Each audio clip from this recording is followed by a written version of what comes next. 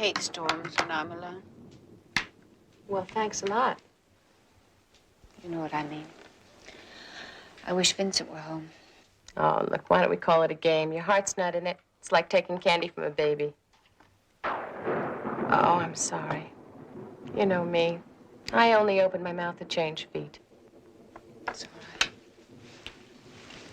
I'm going to have to learn to live with thunderstorms, words that hurt.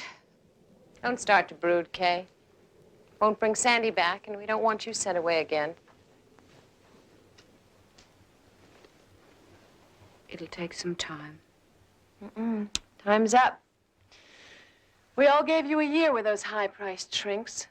Now it's time you rejoined the human race, my friend. I'm trying, Anne. Kay, you've got everything.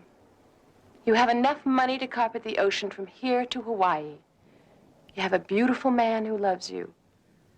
All right, you're a rotten backgammon player, but you're a wonderful neighbor, and those are very hard to come by. So shape up and stick around. I'm still here. Look, you want to spend the night at my house? I'm dying to know if I snore.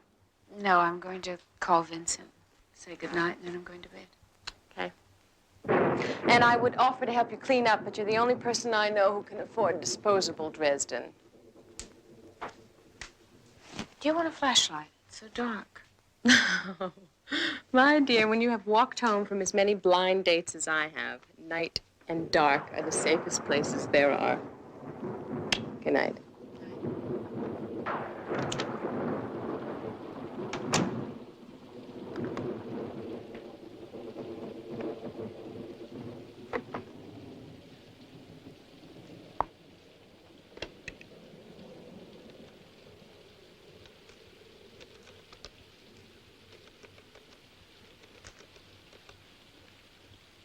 Good evening. Phoenix Graybriar. Hello, this is Mrs. Vincent Lewiston calling from Los Angeles. Would you ring my husband's room, please? Just a moment, please. I'm sorry, ma'am. We show no Vincent Lewiston registered. Well, are you sure? It's Lewiston, Lewiston. I'm sorry. I have no Lewiston show. Would you like to speak to the desk clerk? No, that's all right. Thank you.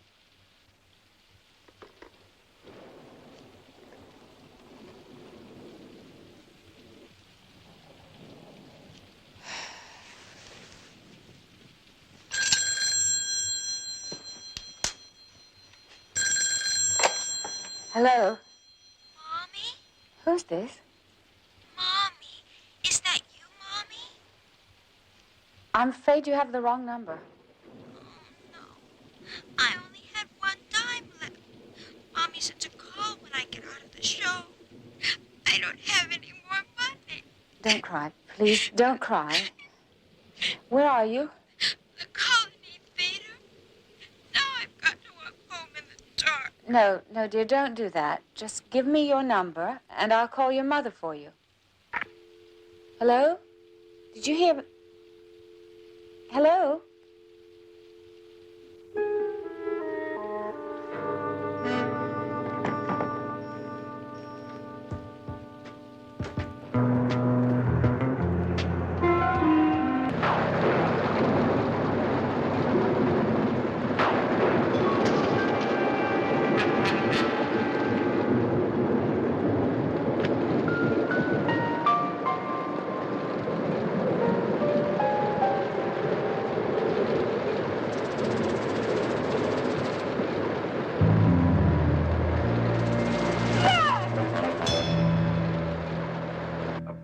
Bear, you see.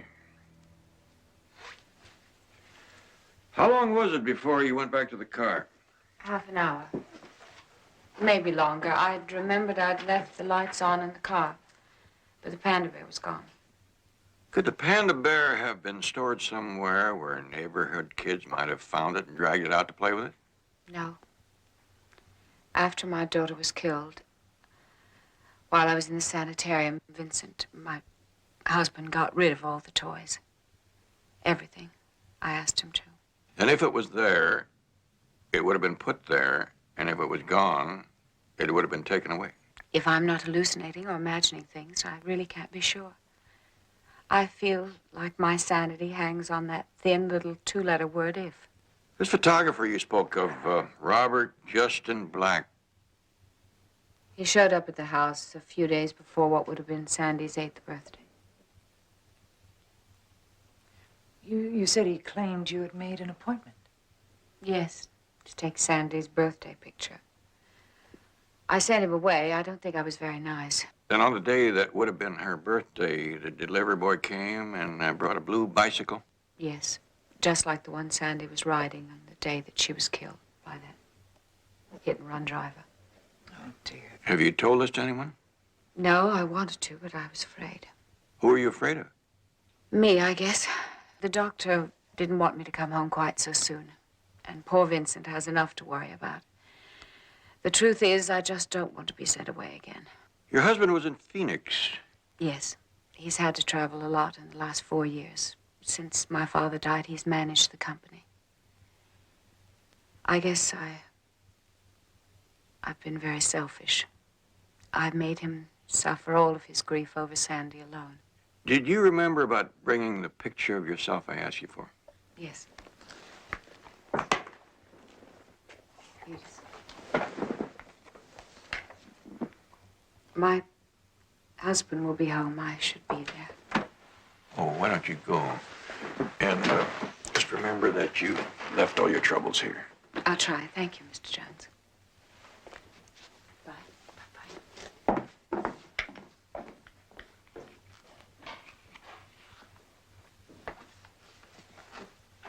Betty, why don't you start checking into the appointment record of that photographer? I'll see what I can do about clearing up this bicycle business. Do you think it really happened?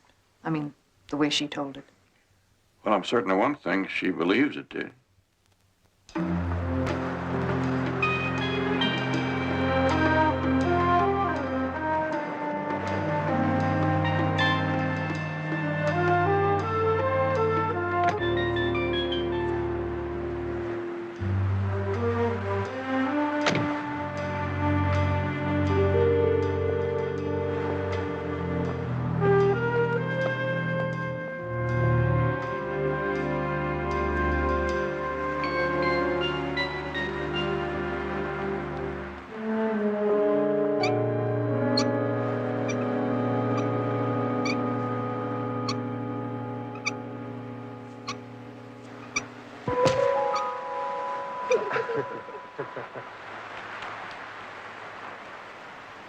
What are you doing here?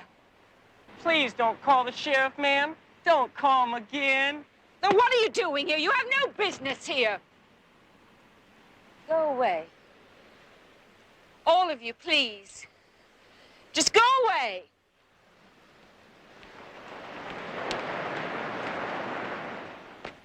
Hey! Hello. Vincent. What's going on? So glad you're back. Oh, it's those kids. I wish they'd find some other stretch of beach to find themselves on. Honey, kids are going to be kids. If you're going to let them bother you, they're going to make a whole career out of it. How's everything else, all right? Fine. Good. Heard you had some rain last night. I tried to call you at your hotel. They said you weren't registered. Oh, how do you like that? Wonder how many other calls I missed. Some mix-up, I guess. Hey, I tell you what. I'll get changed and get out of my corporate tie, and we'll go for a walk on the beach.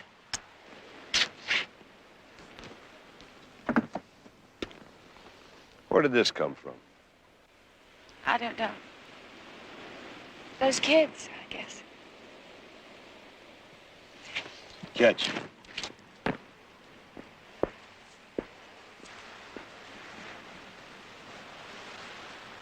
A bicycle just like this one. Well, that's not what I said. I said this is the bike. Yeah, I know you did. I just wanted to be sure you remembered exactly. Oh, I remember exactly. I had to call all over town to get a blue one. It had to be blue, she said. Why did she want a blue one? Well, she said that her daughter, Sandy, had to have a blue one. When I was a kid, color didn't mean anything, as long as it had two wheels. What's this all about, anyway, Mr. Jones, Barnaby Jones. Well, I think somebody's trying to play a practical joke on some friends of mine. I just want to be sure. Did this lady... Mrs. Lewis, I got her address right here on the delivery slip. She said to deliver it and that her husband would pay us when we got there, COD. That's not the way it worked out. Some people. I mean, I sent Eddie with our truck way out to Culver City to get it, right? And then he made a special trip way out to Malibu. And when he gets there, she jumps all over him, accuses him of playing some kind of a sick joke on her, and demands that he return it. And there it sits. Well, I think I can explain part of it. This lady ever been in the shop? It's a practical joke, all right. And it's still on me. Yeah, that's her, Mrs. Lewiston. You say this lady's a friend of yours, mister? Well, you better see that she gets help. Because she's just plain crazy.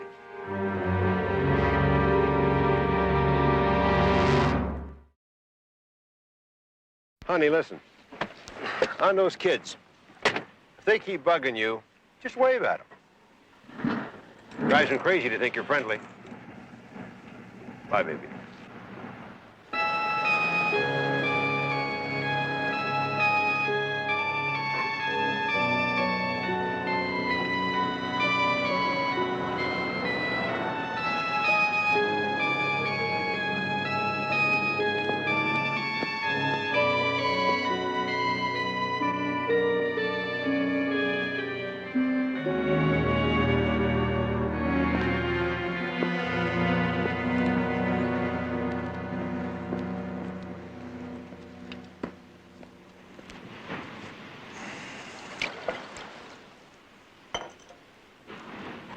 Let's see now. Did I or didn't I? Can't be too safe.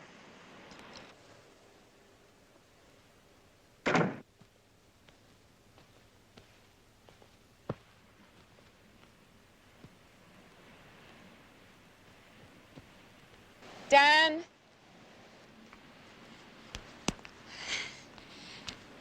Dan, what are you doing here? Morning.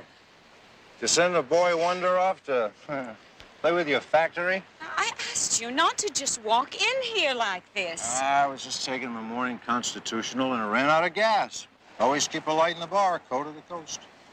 I don't care how many other houses you walk into and out of around here, but I prefer you came here when you were invited. Now, why don't you take your Bloody Mary and go? Married me, you wouldn't be left alone here all the time, like some piece of driftwood. You know, not being married to you is a blessing that grows brighter with every year. Now, come on, shoot, go.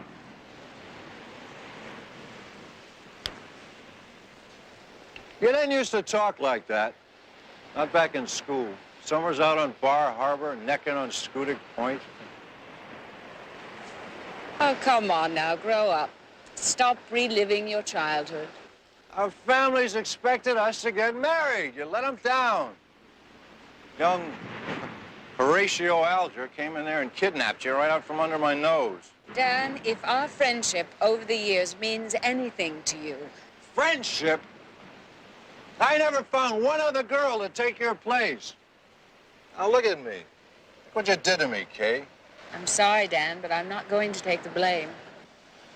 I'll settle for just a little warm understanding. For old time's sake. Now, stop.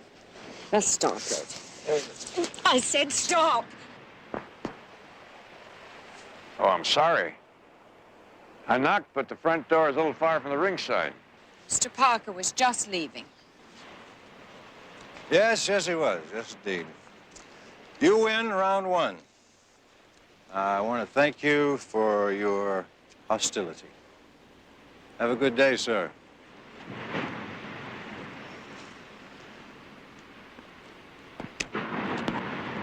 From the look of him, he won't be on his feet for round two.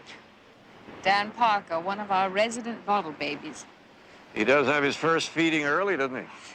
Well, what's the verdict, Dr. Jones? I take it you've been looking into my symptoms? I had Betty check with the photographer. His answering service does have a record that somebody called up to set up an appointment, but it doesn't show whether it was a man or a woman. Meaning it could have been me.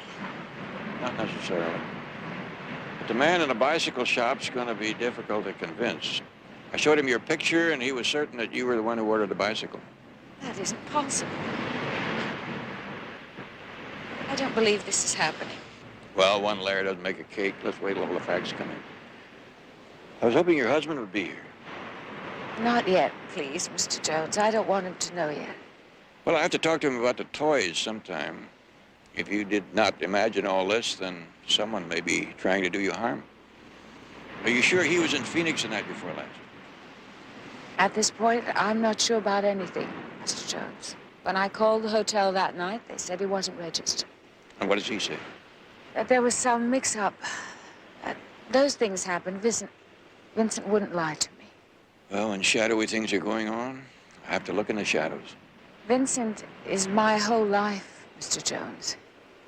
I trust him.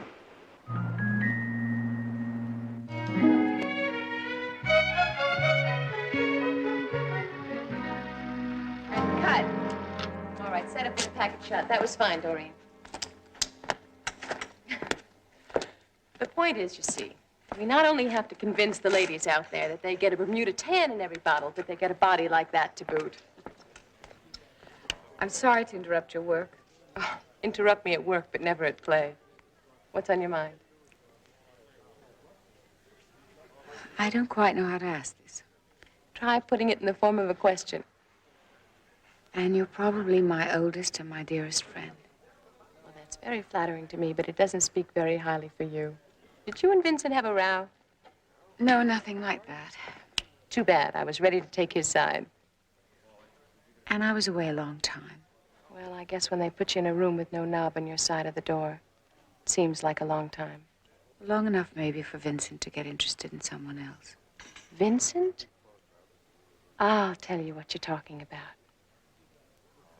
I'm a very close neighbor with two all-seeing eyes separated by a very nosy nose. And you want to know if I saw any fun and frolic going on at your house with strange females while you were in the shrink tank. Am I right? You have such a warm, compassionate way of putting things, Anne. Well, you don't need warmth or compassion. You need a good spanking. Maybe. Look, Kay. All men are dogs. But Vincent is strictly a one-woman dog, believe me. I tried to seduce him a couple of times myself, once with a chocolate layer cake, and the other time with my noodle casserole, and those are my two best shots. And all he talked about were you and business. And I think you had it over business at least 2-to-1. Well, I just thought That's your problem. You imagine things.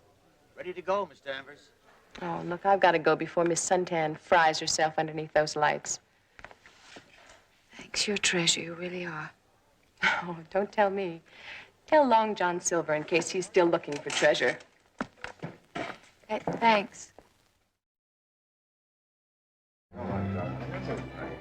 I said no. Now let me go. Well, Mr. Parker, doesn't seem to be your day for girls. Well, the day's young. I shall cast my net elsewhere. Sit down. Join me in a touch of social anesthetic. Thank you, but the sea air is intoxicating enough for me. Hemingway daiquiri. Rum over ice with just a breath of lime. It's like they're cheating you on the line. An acute observation, Mr. Jones, Barnaby Jones. You here to chastise me for that innocent little sparring with Kay which you observed this morning? No, just curious as to why you wanted to hurt Mrs. Lewiston. Hurt? Dear Kay inflicted the unkindest cut of all 10 years ago. She married that shining tower of ambition. Lewiston seemed well suited. She has yet to reap the full grief of her folly. I think Mrs. Lewiston has had her share of unhappiness. One of these days, I'm gonna straighten up to new heights of respectability. She'll weep for the mistakes she made. The sheriff might be interested in hearing your plans for self-improvement. If you're making a point, don't just whittle away at it. Mr. Parker, you have a record of 3 arrests for beating up on women. Little misunderstandings. No charges were ever filed. Maybe the ladies were paid for their bruises. That keeps it private, but nonetheless painful. As you say, private. My private life is my own business. Your private life seems to have been a history of getting your own way or hurting someone. My only concern is what punishment you feel Mrs. Lewiston deserves. Look, Jones, I don't know whether you're a doctor or lawyer or what you are. Friend. Well, you're not on my list. So I must ask you to leave. It's a private table by invitation only. Well, Mr. Parker, if Mrs. Lewiston is on your list, my advice is to take her off, because any further bruises to Mrs. Lewiston might result in repayment in kind.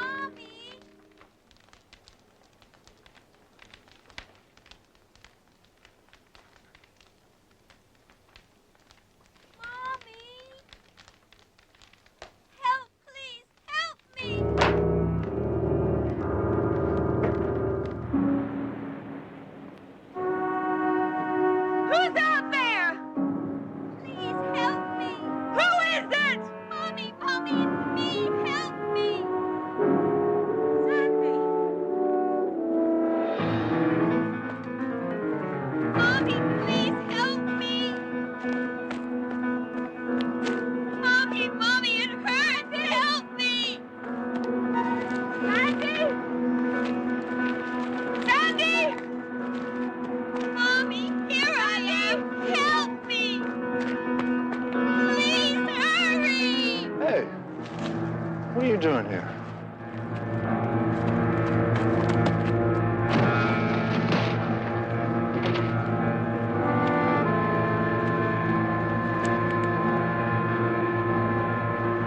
Honey, what are you doing out here? I come home and the door's standing wide open. You're not in the house. What?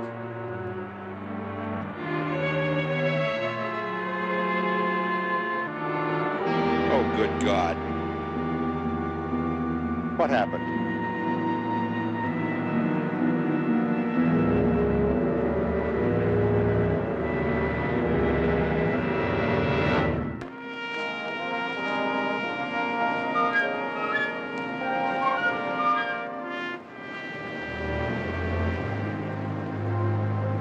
I heard sounds and I went outside. When I got to the bluff, I saw him fall down onto the rocks. Sheriff, really, she's in no shape for this. No reason to trouble you any further right now. You know, Barnaby, I always figured that something like this might happen to Dan Parker. You think he just walked off there in the dark? Well, better walking than driving. Just lucky he didn't take 2 or 3 innocent people with him on the highway. Well, thank you both very much. Miss Lewiston, that voice you heard, did it sound like the child's voice you heard on the telephone? I don't know. I just don't know. Honey, now look, I'm sure you thought you heard a voice. But listen, imagination plays funny tricks on all of us sometimes, you know. I heard it. I know I heard it. Well, look, the doctor gave you a sedative for a reason. Why don't you go on in now and try to get some sleep?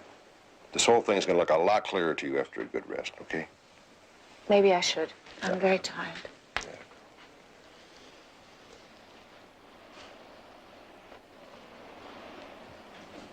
Mr. Jones. You go on, plop all those worries into a goose-down pillow. You know, I'm a fisherman, and sometimes a line that looks all snarled up will come free with just one little tug.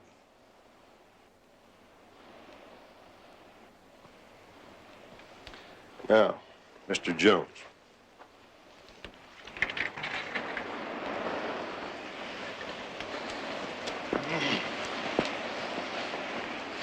I want you to tell me something. What are you fishing for here? The Kay said she hired you. Some nonsense about a panda bear. And a phone call from a theater that's not even open. What is all that? Well, it could be that somebody's trying to convince your wife she's losing her mind. Ah, I see. No. You see, Sandy's death left some very deep scars on Kay. I mean, that woman walked around this house speechless for weeks. She was next to catatonic. And, you know, we thought and hoped that the time she spent in the sanitarium and healed the wounds, but, well, maybe not. Mr. Lewison, I understand your wife tried to call you in Phoenix the night of the big storm and didn't get you. Yeah, I explained that whole thing to her. That was just, you know, a big mix-up down there is all.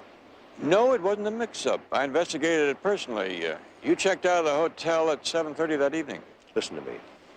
I don't want you ever to breathe a word of that to her. Maybe you better explain. I'll explain. It's very simple. See, Kay is deathly afraid of small private planes. Now, I promised her that I would never fly in one. Well, I had to be in Long Beach that next morning. I've got a friend with a small private plane, and he agreed to fly me, and I accepted, but I don't want her to know that. I spent the night in a motel down there in Long Beach. Next day, I transacted my business and came on back. Well, maybe you can give me the call letters of the plane or identify the motel? Mr. Jones, really, I've plowed through so many figures in there this last month. I mean, you know, I can barely remember my own phone number. Mr. Lewison, you realize that Long Beach is well within the range of anyone attempting to terrify your wife? Are you accusing me? If you're so firmly convinced that all these strange happenings are purely imaginary, then how can you get the feeling that anybody's accusing you of anything? Tell your wife I'll call her after she gets some rest.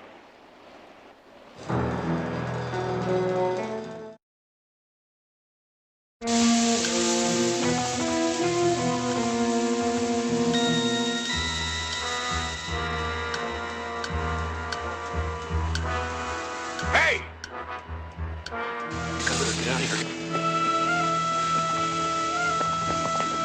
Come on, Steve!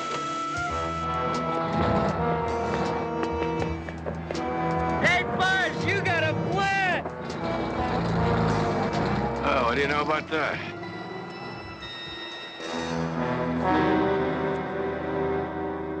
Yeah, Barnaby, there's nothing we didn't expect in the preliminary autopsy report. A long fall and a hard landing. Blood alcohol content rather low. You couldn't really arrest a man for drunk driving with a count that low. Well, drunk walking is something else, especially up there along that bluff where the footing's bad enough in daylight, let alone in the dark. Distance from the path to the bluff is only a few feet. Might make a world of difference in whether Dan Parker died accidentally or on purpose. Oh, you private investigators. You have a habit of trying to make something out of nothing. That may be, but one thing I'm out of the habit of, though, is changing tires. Oh? Have you got anything on 3 young people, 2 fellas and a girl? One of the fellas sometimes wears a football jersey, short sleeve, number 66. Oh. Young kid, about 17, straight blonde hair? Yeah. Little rascal just let the air out of my tire. And the other 2 handled the wheels, the getaway van. Well, Barnaby, if you want to sign a complaint, their folks will be over here before the ink is dry. Besides that, they'll bring a lawyer who makes more in 1 week than I make in an entire year. Regular customers. Well, we try to grin until they grow out of it. I was sure wish they'd bring spanking back into popularity. They have anything in their record that the state would consider more than a spanking offense? Well, we hauled them in here a couple of months ago. Somebody complained about them having a marijuana party on the beach. No sale? No evidence. We gave them a talk about support your local sheriff and let them go. Funny thing, though. They kept accusing Mrs. Lewiston of turning him in. She didn't say anything about that to me. Well, it wasn't her at all. I told them that. They wouldn't believe me. The young girl, Angie, kept yelling, "That lady's been crazy ever since her kid was killed. They ought to put her away, not us." Maybe Kay came home from the hospital too soon, Vincent. Or not soon enough. I don't know what to think. Kay, should you be up? Hello, sweetie. How are you, better? I feel a little dizzy. Well, sit down. Here, take it No, I just realized I haven't had anything to eat since yesterday noon. Oh, well, I'll rustle up something potluck, if I can find the pot. No, I'll do it myself. I don't want to be waited on like I'm some sort of patient. I think there's some bread in the freezer. sandwiches be all right? Sure.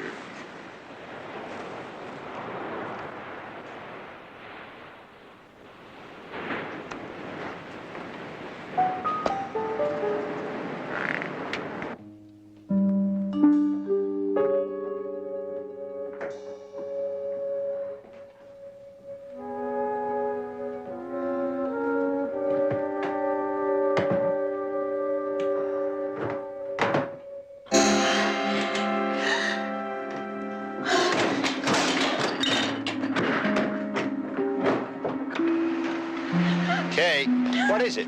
Kay, what is it? Kay, sit down.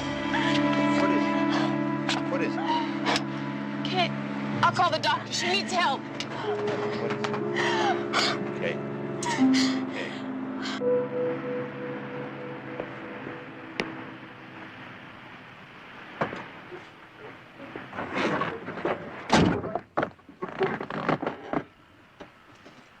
Let's have a little talk, Sonny. Hey! You run away this time, and I'm going to drive this thing right in the water and let the tide fill it up. Okay. Okay, so I let the air out of your tire. So I plead temporary insanity. You're getting pretty long-legged to be cute anymore, son. All I want to do is have a talk. About what? The Lewiston house. Cars seem to have a tendency to get flat tires up there. You been up to anything else up there? We always hang out there. That's our territory. What about 2 nights ago, the night it rained? Hey, we know enough to stay out of the rain. What about last night? Oh, Angie dragged us off to some friend's house to make pizza. We missed the whole thing. That lush Parker taking his dive, I mean. That's your territory. You must have had a good opportunity to see what went on up there when Mrs. Lewiston was in the hospital. So the house has got two-way glass. So what are you getting at? See anybody else up there while Mrs. Lewiston was away? Only that woman. What woman? I don't know. I never really got a close look at her. Did she spend a lot of time with Mr. Lewiston?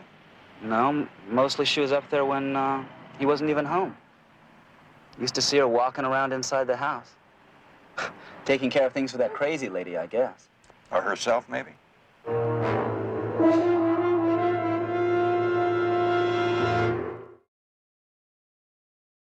How is she, Doctor? Kay is suffering from severe shock, Vincent. What happened? Well, I don't think I know. She slept for a while after that sedative that you gave her. Then she woke up, she was hungry, she went into the kitchen. Did she say anything before? Was she rational? Oh, yeah. What'd she say? She said, I think I've got a loaf of bread in the freezer, if you don't mind sandwiches. Then when she came back out, she was, well, you saw. Well, we won't know any more for 2 or 3 hours. She's sleeping now. I'll be in touch with you, Vincent. Thank you, Dr. Mars.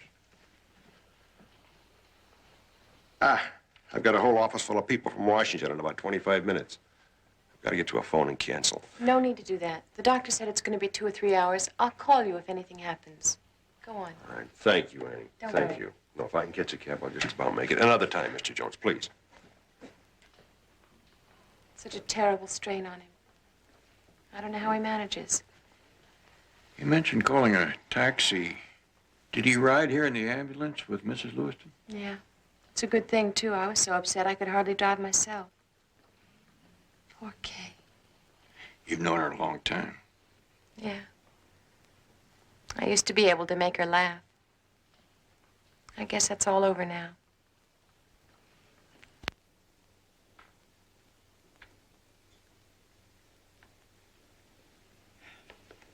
Barnaby, you know, when it's not your own home sweet home, I think it's called breaking and entering.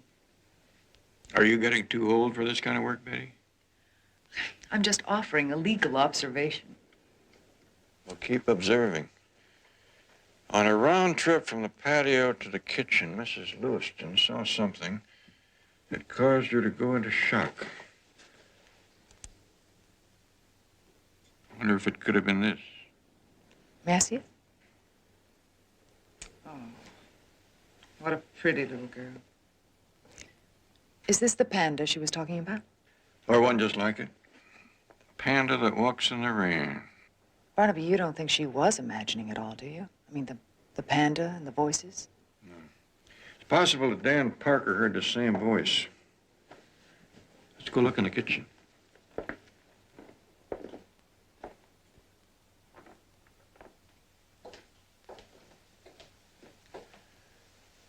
I think I have a loaf of bread in the freezer, is what she said.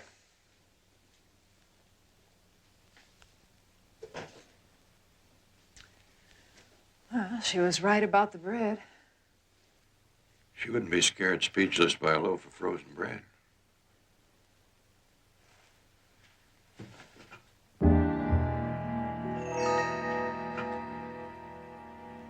What's that? Get me that picture from the living room.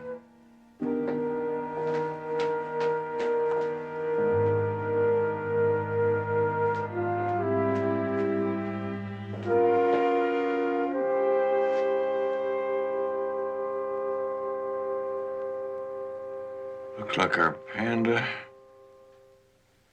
could have come in out of the rain. When she opened the freezer door. If you can find me a knife.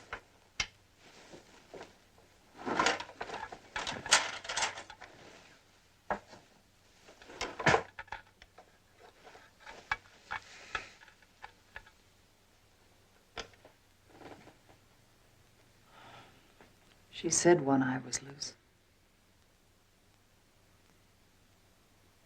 Kay Lewiston has been seeing and hearing things that are real, not imagined. I want you to do some checking for me, real fast. I can't stay here overnight, Anne. Calm down. Where's Vincent? I can't get in touch with Vincent. I have tried for 2 hours, but I'm sure he'd want you to stay right here. I can't. I can't stay in this place. All right. I'll take you home. Maybe he'll be there when we get there. Just want to get out of here. No, this way.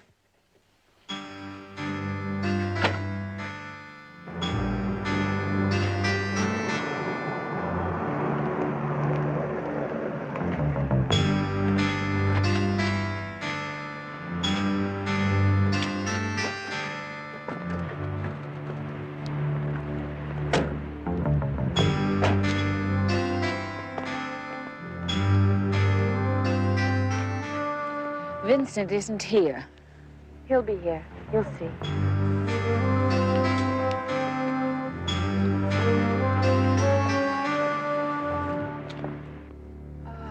I don't want to go to bed.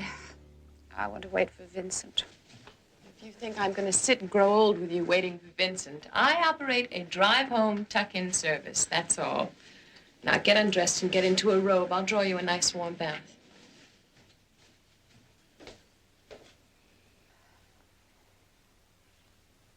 Mommy, please. It hurts. Help me. Mommy. Anne! What is it? What's the matter? Didn't you hear it? Hear what? Listen. Mommy, help me. There. Did you hear it? Kay, I didn't hear anything. Get hold of yourself. The bath will help you relax. The sounds will go away. Please, Mommy, it hurts. Help me, Mommy. Mommy. Please, Mommy. I'm hurt. It hurts.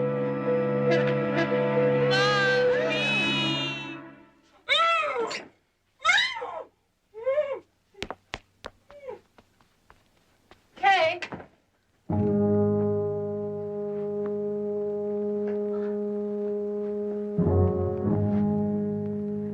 Do you hear me, Kay? In the closet, Sandy's teddy bear.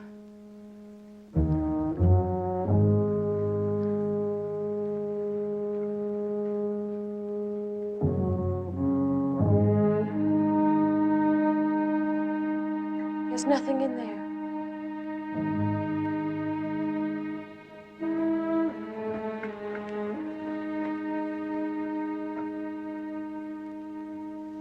You're not well, Kay. We know that, don't we? You're not going to get well. Never. We know that now, don't we? I can't live this way. I want to die. I know. I understand. I want to be with Sandy. Die.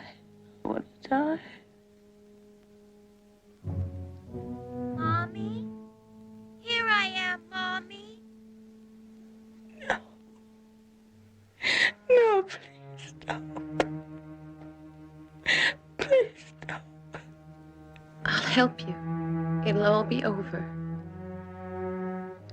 No more voices. No more pain.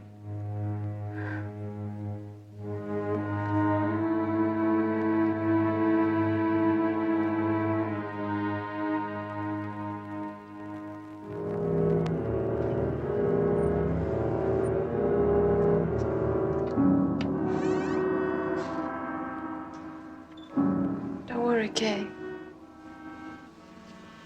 It's all so easy.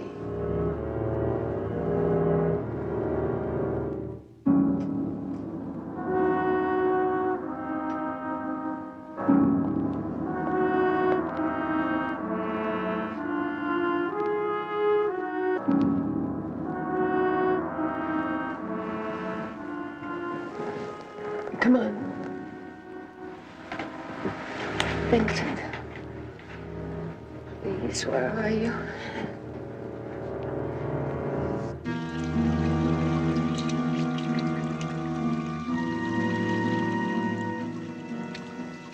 Vincent? Don't worry about Vincent. He'll be fine with me. He needs a strong woman.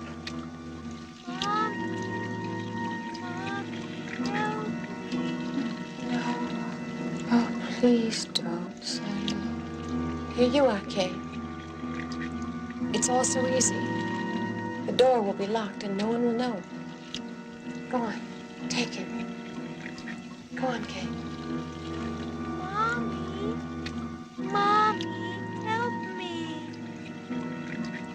Mommy, help me. I miss my baby. You'll see your baby. Not long now. And don't worry about Vincent. Mommy, please. You're very talented, Miss Danvers, but I don't think your talent quite extends to a perfect murder. No! Oh, Vincent, I'm so glad you're here. You don't know what's been going on. You've got to get me out of here immediately. You're not going anywhere, Anne. You're not going anywhere.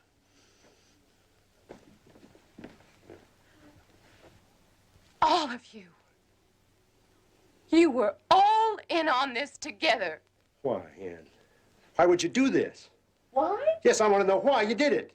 Because I love you. She bought you. A weak, silly woman falling apart like a fragile doll over a child. You need a strong woman. You need me. You need me.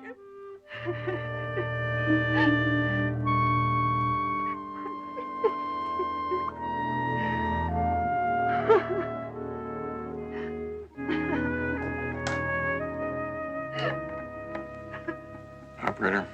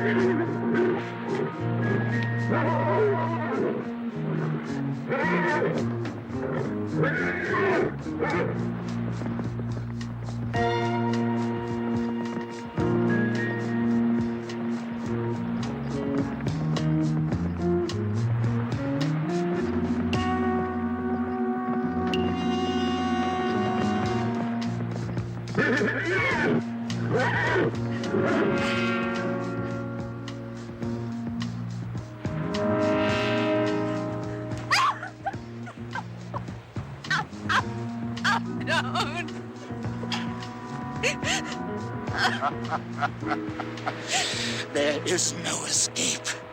Can't you see that? Can you run away from the wind? Can you hide from the night? Please. Please don't make me go back there. This is your place for death. Going back is Cut!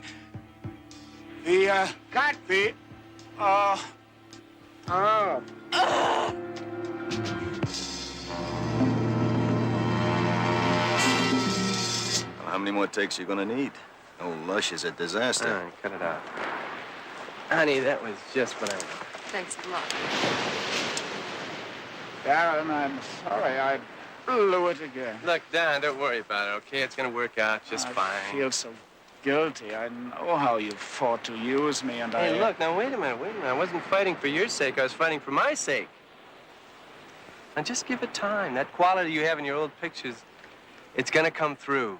Remember, you're working with a better director than you've ever worked with before, okay? Hey, Darren, Yeah. if you want, I can make the ride by to the cliff for the long shot. We're beginning to lose our light, Carl. No point in shooting anymore. Bob? Yeah. Wrap it up. Okay, you heard the man. Wrap it up. All right, people. It's been a long, hard day of work. And I think what we could all use is a good dinner in town, okay? I think you're right. Got a deal, as long as the conversation on the menu is not about business. How about you, Dan?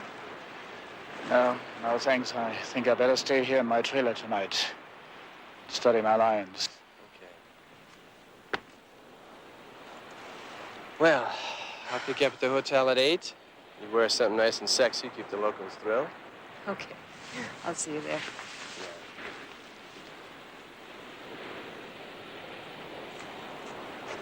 Today puts us exactly 2 weeks behind schedule. Darren, there is no way we can avoid going over budget. It's not just the budget, Phil. That old Lush is a disaster. He's ruining my picture. What can we do?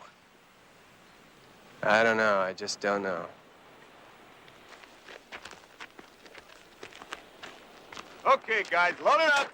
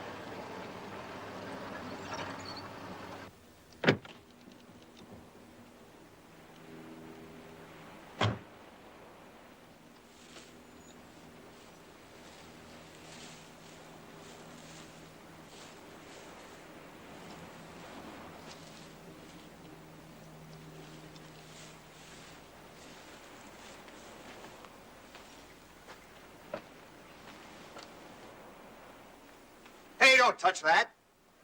I thought the cops were supposed to keep you ghouls from the press out. I'm not a newspaper man. I'm a private investigator. Barnaby Jones, California Meridian Insurance sent me out here to take a look around. I see. I'm Bob Tarcher, first assistant director. Glad to know you. I understand that the fire started in a paint shed. Explosion. Yeah, about 10 o'clock, boom. Where was Mr. Chambers when it happened? He was right here in his trailer. He must have run out to see what was going on. Never knew what hit him. Tragedy. I must have seen 50 of his pictures. Is this where he was when they found him? Yeah, the only thing that's been moved is this lift gate. See, Chambers must have bumped into the release lever here and got hit when it fell on him. Wow, Bob, it's a worse mess than last night. Yeah, Carl, it is. Barnaby Jones, Carl Mitchell. Oh. Carl was Mr. Chambers' stunt double. He also was a big help with the fire last night. I see. No hero or anything. Just that I stopped off for a few beers with some of the other stuntmen and stopped by here. Of course, I am the one that found Mr. Chambers. Well, should you be taking that down for your newspaper, Mr. Jones? Carl, Mr. Jones isn't a reporter. He's a private eye. Oh. You know, Bob, we don't have to lose that much time on the film. I mean, I can do all the action sequences and long shots until Darren finds a new star. Yeah, Carl. You know, in makeup, I look enough like Chambers that, well, we could finish the whole picture. It's been done before. Yeah, Carl, never try to con an old AD, huh? Why don't you save that for Darren Addison? He's the producer, the director. He'll pick the new lead. Sounds like a man I should talk to. Yeah, that's right. Excuse me, Mr. Jones, I got some work to do. Thank you very much, Mr. Target. Mr. Mitchell, these lights, were they on when you found Mr. Chambers' body? Yeah, and with the light from the fire, the whole place was pretty well lit up. Well, with all this light, it seemed odd that he would run into a truck that he shouldn't have had any trouble missing. Well, we found an empty bottle of scotch in Chambers' trailer. Wouldn't be the first time he was drunk. It wouldn't be the first time that odds lost out to circumstances either, although it doesn't happen too often. You saying it wasn't an accident? Well, Mr. Chambers' life was insured for $1 million, and the movie for much more than that. Pretty expensive circumstances. Where would I find Darren Addison? Oh, he's at the castle. The castle?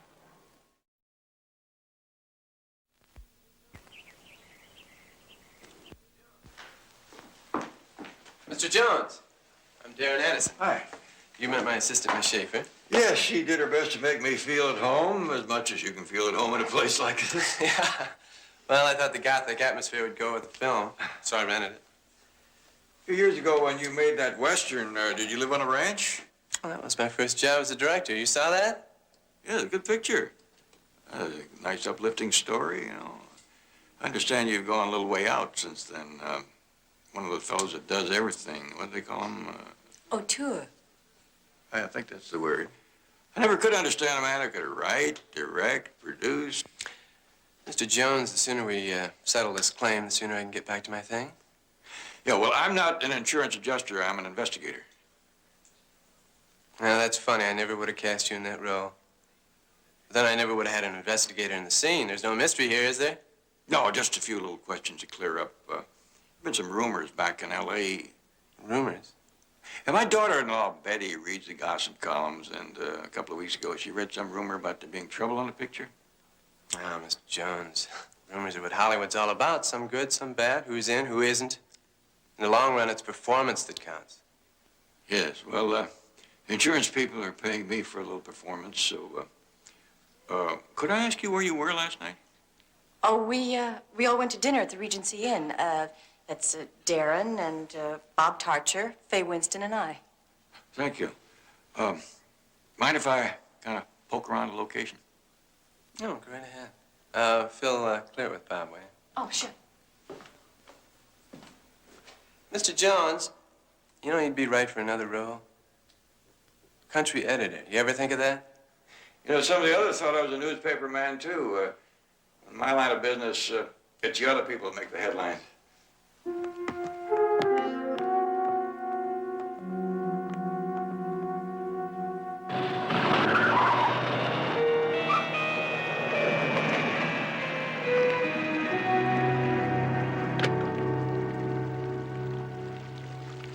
Darren, can I talk to you?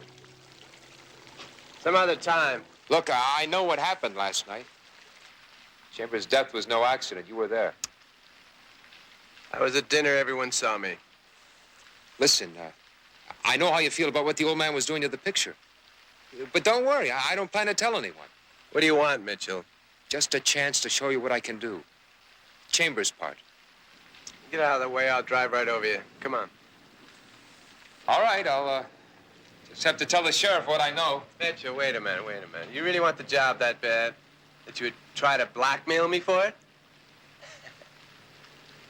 That's a crazy bluff. You know that, don't you? But all good actors are crazy. All right, we'll test you today. But you better be another Olivier.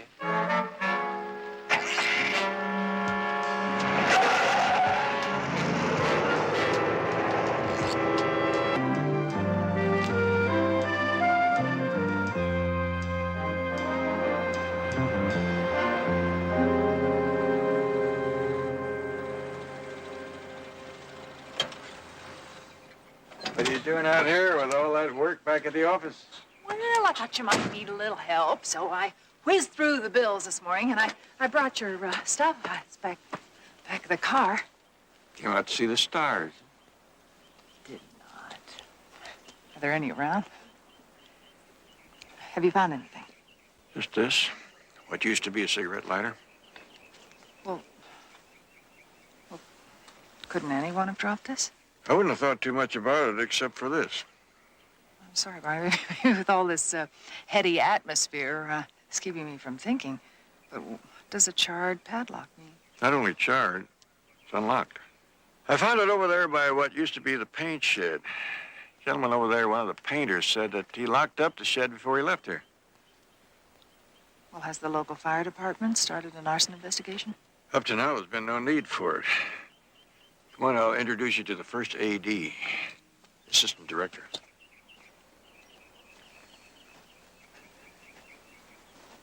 Mr. Tarcher? Mr. Jones? Kind of busy. I got a screen test to set up. Oh, well, this is kind of important. Do you have the key to the paint shed?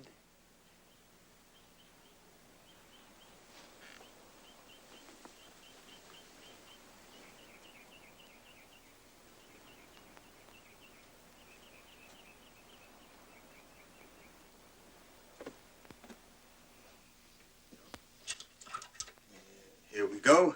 Paint shed. Thank you.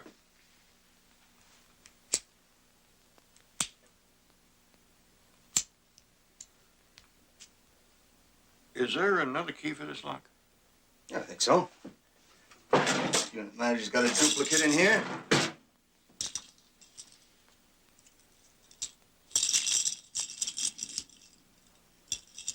That's funny. The duplicate's gone. Well, thank you, Mr. Tarcher. You've been a big help.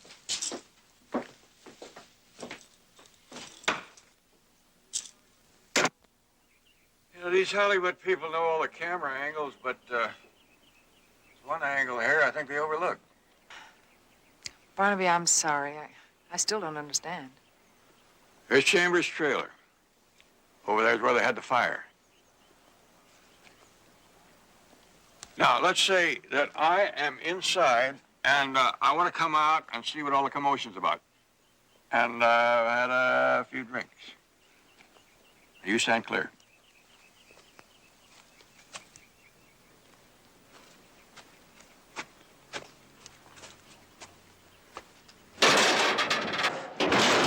Barnaby! All right, buddy. Now, you see what I had to go through just to hit the lever? Yeah. That's only half the problem. Having hit the lever, how did I arrange to get under the lift gate before it fell? You think someone else released the lever? If somebody set the fire as a diversion to get Chambers out of the trailer.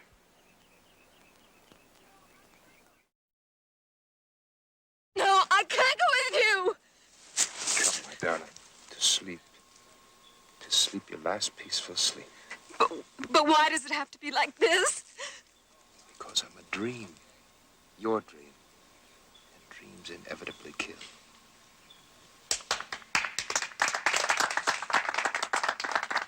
Oh, Carl, you were fantastic. I'm so happy for you. You were really great. Darren? Hey, Darren, what do you think? Darren, you've got yourself a find. Bob, get that film in the studio right away. I want that man's name in a contract tonight. Thank you, guys. Come on, Carl. Was it right? Was it what you wanted? You did your thing, Carl. You can be proud of it. No, really, Darren. Come on, Carl. We have all sorts of details to work out. Do you have an agent? No, I don't. Oh, it's really wonderful. Thank you. Thank you very much. Mr. Harrison? Yes. I'd like you to meet... Ah, your daughter-in-law, the one who reads Hollywood columns. How do you do? It's an honor to meet you, Mr. Addison. Oh, this is all quite a treat for me, but I must admit I didn't expect to see the birth of a star. Well, it's not the birth that counts, it's the maturity. And Carl's talent won't have that until I bring it out of him. Mr. Jones, did you find the answer to your rumors yet? Well, it could be more than rumors. I may have found a murder. Oh, come on, Jones, really. All the murders are in her script. I know, but the happenings surrounding the death of Mr. Chambers could be just as clever. What time was it you said that you and your friends had dinner? Mr. Jones, you may not be a newspaper man, but you're making me wish you were. How's that? Well, you see, I still am not speaking to them. It's a pleasure meeting you.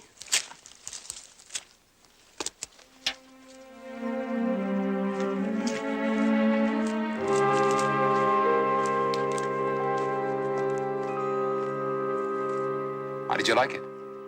How'd you do it? How'd you get the test? The old success story. Right place at the right time. Oh, come on, Carl. When we first got down here, you tried working on me and struck out. How'd you reach Darren? I told Darren I saw him kill Chambers. What? It's a plain old-fashioned bluff. Saw a little, said a lot. Carl, you're sick. Am I? Then why'd he test me? Because he's scared. I'm a good poker player, Phil. Ask your brilliant boss what he was doing out here last night. Go ahead. He did it, Phil.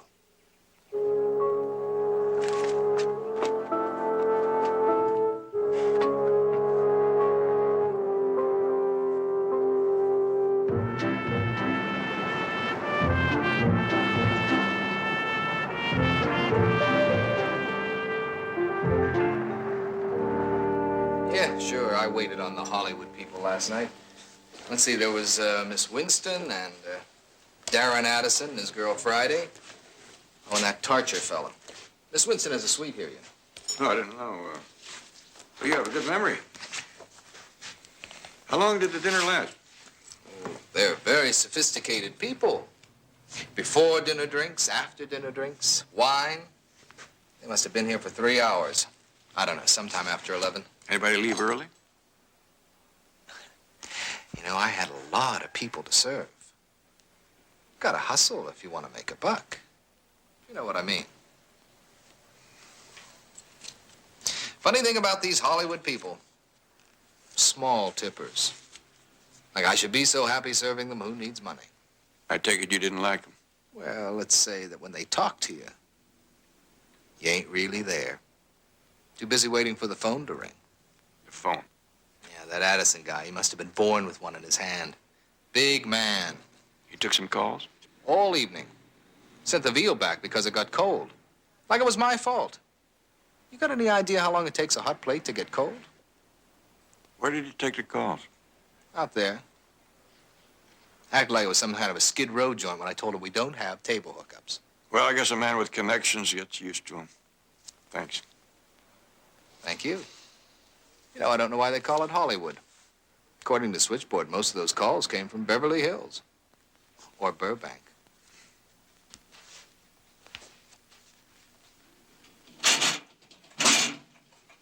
Oh, yes, Miss Harmon, as Mr. Jones is doing an investigation on the cause of death, he thought that if it was possible to pin down the rumors about the picture, it might help. Well, I do believe you've piqued my interest. With all this investigating going on, maybe I better get up there myself tomorrow. But the information. Don't you worry about that now. I promise you, when we all get together, we'll have a very interesting chat. I look forward to it.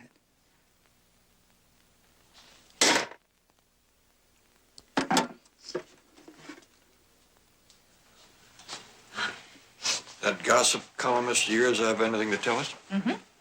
She said I piqued her interest. She's coming up here tomorrow personally. Piqued? Look, I'm not one to go running the contract, Ross, but I do have creative control, and I want Mitchell for this film. Well, at least consider him, will you, Ross? Ross? Let me guess. He's interesting, but not right for the lead. Was that Ross's line? He's been reading those books about old moguls. Said I promised him an established star, and he's making a list of availables for me to pick from. And if you don't want any of them? Well, there's no picture. It's going to be tough on Mitchell. Do you want me to talk to him? No, I'll talk to him. Why don't you go up and get some sleep? I gotta think this thing through.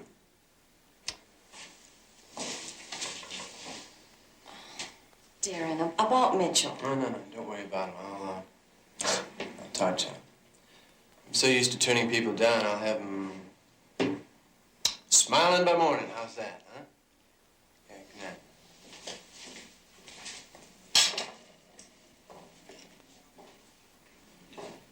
I don't believe it. The studio couldn't have turned me down. I'm sorry. Sorry? Oh, no, you're gonna do more than just be sorry, Darren. You're gonna get me that part. Look, Mitchell, you're not listening to me. I tried. I've done all I possibly could. Not quite all, Darren. You haven't gone to prison yet. And you will if you don't figure a way. Look, there are gonna be other pictures, other parts. Now, you got my word, all right? So did Chambers. You want me to tell that Mr. Jones just how you kept it? Don't talk nonsense. Nonsense? Is that where you're sweating? You want me to describe it for you, Darren? Or maybe I should act out just how you started the fire, work the liftgate. Hey, you know, it is kind of funny. The great Darren Addison in prison. Hey, Darren, I know. You could always start a little theater group.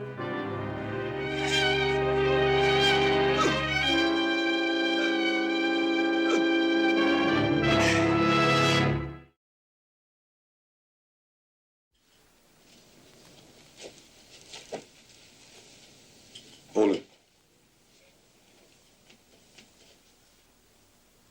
Something on your mind, Mr. Jones? Oh, poor Carl. All right, let's get him out of here.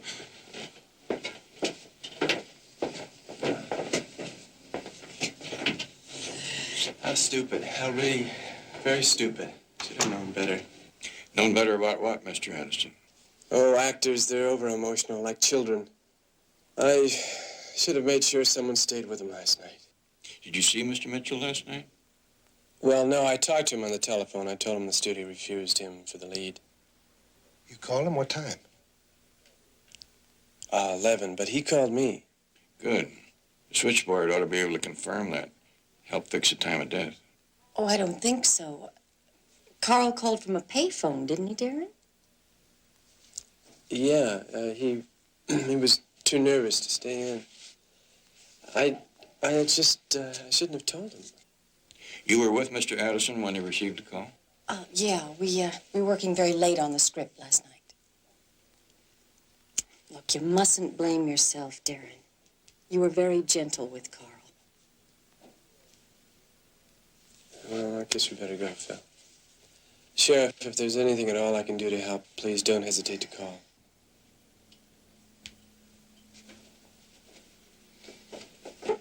I have to go, too. I'm expecting a very important guest.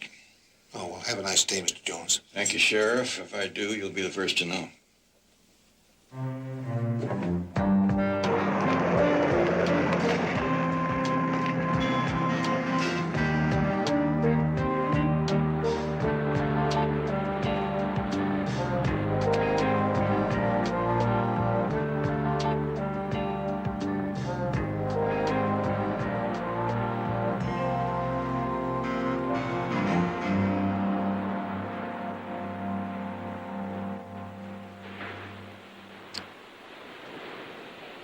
I don't know how to play it, Phil. In that case, just say thanks.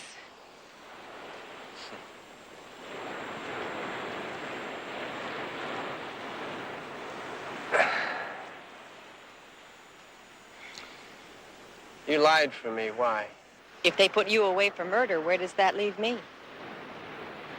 Murder. You can't believe that, Phil. You're a fine director, Darren. But let's face it, you're not much of an actor. Carl told me he was blackmailing you. The sad part is, if you'd taken me into your confidence, I could have told you he was bluffing. That was all an act? Carl was truly a fine actor. As good as you're going to have to be if you want to keep them from nailing you.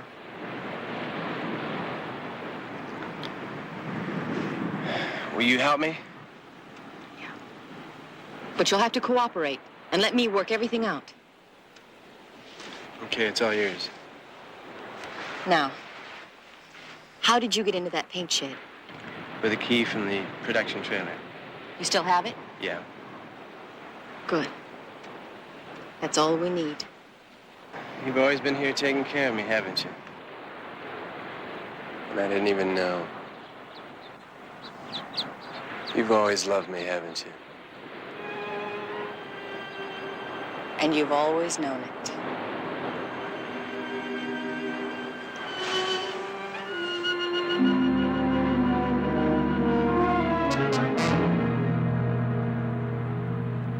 Barnaby, I don't understand. You don't mind my calling you Barnaby, do you? I mean, it's just so much more on team. But anyway, I don't understand why I've never seen you in L.A. Well, Miss Harmon, maybe we move in different circles. Call me Iris, please. Do you know, I've never met anyone like you. I've never met anyone so, so people. Miss Harmon, And that's a compliment coming from me. Believe me, any of my readers can tell you that, because you just don't meet very many real people in Hollywood. Isn't that right, Betty? Betty. And she's absolutely right, Barnaby. well, in that case, thank you, Miss Harmon. Iris. But weren't we going to talk about some other people? Well, according to my sources, the trouble on this film went a lot deeper than the late Mr. Chambers. It's true, he was in terrible shape and getting worse every day, but he was also having a really bad effect on the enfant terrible. What kind of an effect? Well, he was shaking Darren's confidence. Not that it couldn't use a little shaking, but that doesn't help the making of a film very much, does it?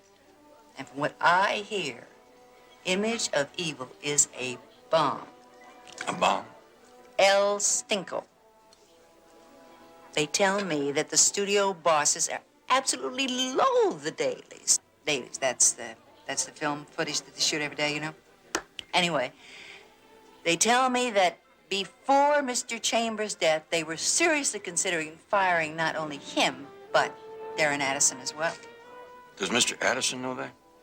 No, he should. I mean, the rumor mill works both ways, you know?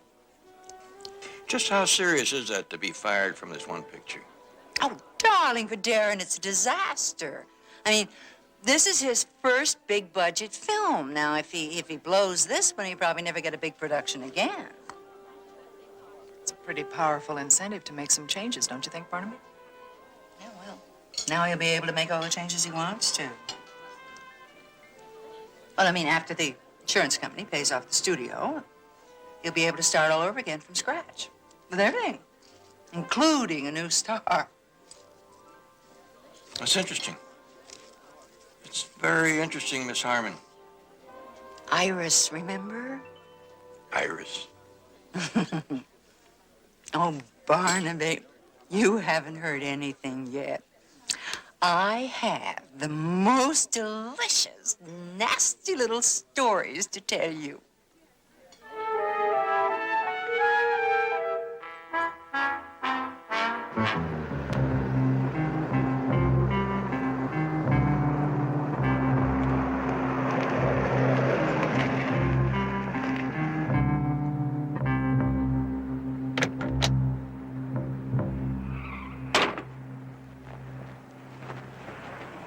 Sorry, ma'am, but you can't go in there. Oh, well, I just wanted to pick up Carl's copy of the script. It's studio property. Sorry, ma'am, but the room's sealed till after the investigation's over. You've got to keep it locked. Oh. Well, I guess you have your job to do, same as I do.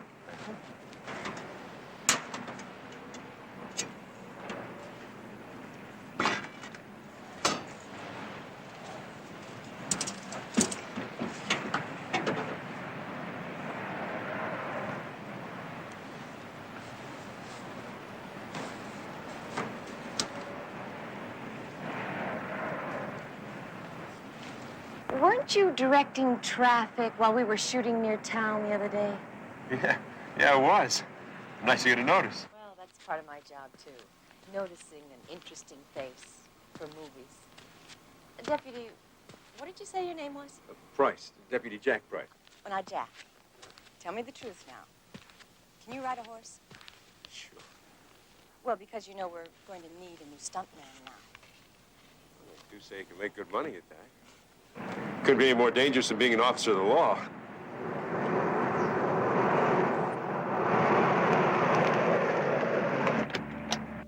Come on, Jack, let's get the stuff out of here. Well, Sheriff, I don't understand. We'll be going through Mr. Mitchell's belongings. The best place to do that is back at headquarters. Come on, let's get him.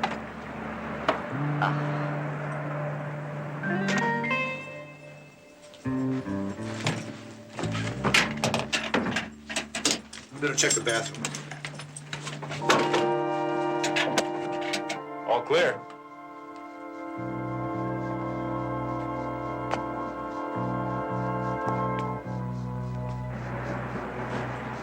But can't I at least have the script? Sorry, ma'am.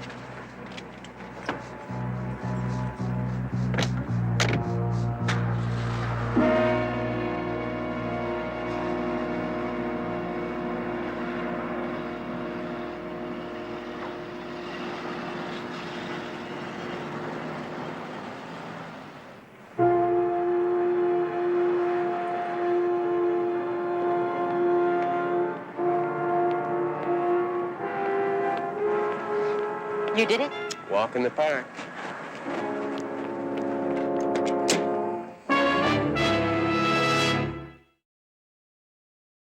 That clinches it all right, Mr. Jones. Mitchell had the key to the paint shack, all right. Does this mean you've come around to my way of thinking? Well, I'm willing to accept the fact that the paint shack was broken into and maybe even that Chambers was murdered. But the way I see it, Mitchell killed Chambers because he wanted the part. That's what they call showbiz, isn't it?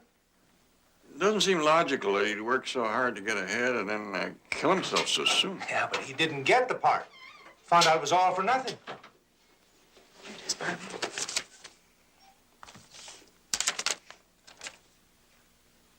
Thank you. What kind of a knot would you call this? Oh, come on, Jones. It's a slip knot, of course.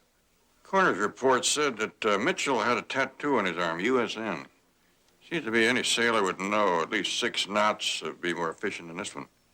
I checked Mitchell's insurance records, Sheriff. He was in the Navy for 3 years. You mean to say you think Mitchell was murdered, too? Maybe. I could just explain how this key got in his wallet. That room was sealed off. My man wouldn't let anybody get past him. Only person who tried was that gal who's been hanging around with Addison. Phyllis Schaefer? Uh-huh. May I use your phone? Yeah, go right ahead. But we can pick her up if you want to talk to her. No, not yet. Sometimes the best results don't come from the lever that you've got, but who you select to pull it. Darren, I know what a pain the press is to you, especially my kind of Well, press. Iris, you keep coming around with that good gossip and we could become the best of friends. Your information is accurate, right? Well, it comes right from the horse's mouth. According to Barnaby Jones, his investigation is over. Both he and the sheriff agreed that Chambers was murdered by Carl Mitchell? That's the official word. Well, good luck, Darren. And don't forget, an exclusive interview the minute you get back to L.A. Phyllis, dear, would you show me the way to my car? Oh, of course, Miss Harmon. This way.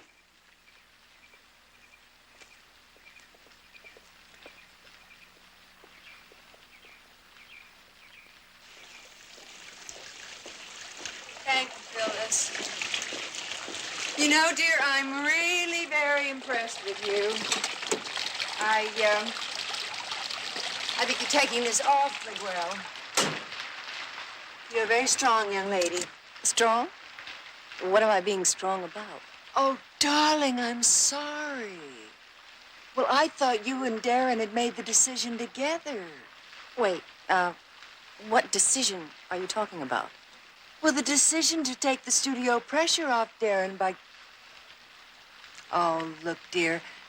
One of my most reliable sources just called to tell me that Darren had spoken to the studio this afternoon, and he had agreed that you were to be taken off the payroll. I don't know who's going to replace you as his assistant. Maybe that pretty little script girl they tell me you have. Oh, well, bright girl like you, I'm sure you'll find something else.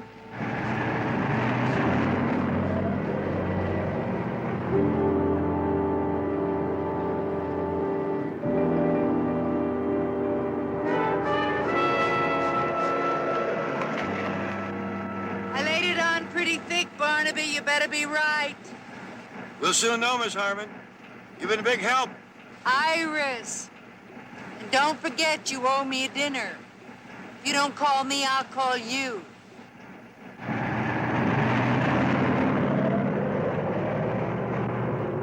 That's nonsense, Phil. Why would I fire you? Because you're the great Darren Addison.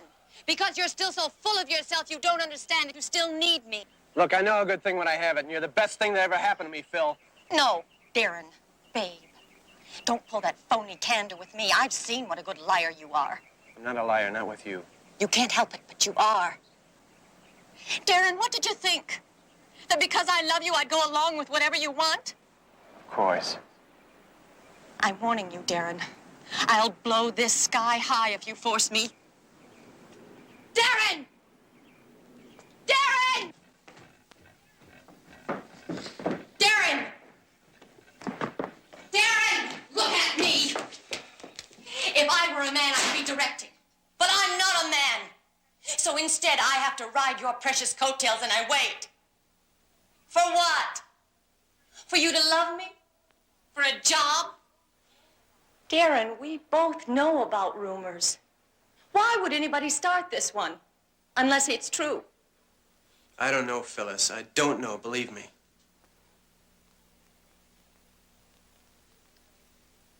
I would have done anything you asked.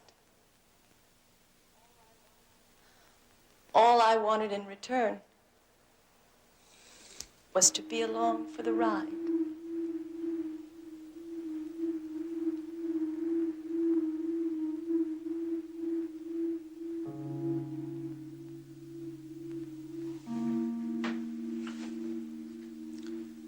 What are you thinking, about killing me? No. I'm just going to turn you into the police. No, not if I take that gun from you. You're not a killer, remember? I am. You couldn't have killed Chambers or Mitchell. And you can't kill me. He's right, Miss Schaefer. I've heard enough. It's all over. I lied for Darren, Mr. Jones. I figured you did. Give me the gun. All right, hold it! All right, I'm gonna have to improvise, Phil. But I'm good at that. Come on, move, both of you. All right, come on, up those steps now. Come on, move it! All right. I want to feel sorry about your fall from the balcony, but I'll choreograph it nicely. You disappoint me, Mr. Addison. I expected a much more dramatic staging of a moment like this from you. It'll be dramatic. You'll try to prevent Phyllis from taking her own life after the bad news. It looked like you two are struggling over the gun. Speaking of guns, Mr. Jones, where's yours? Darren, no!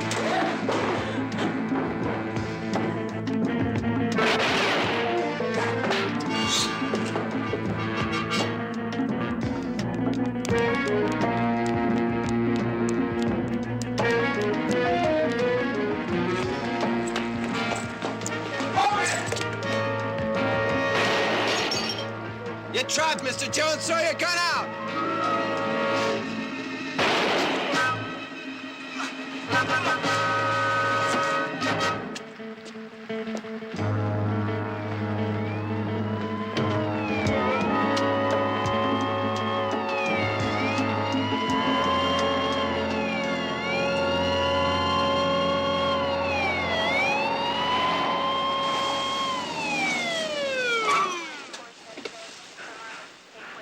Get an ambulance.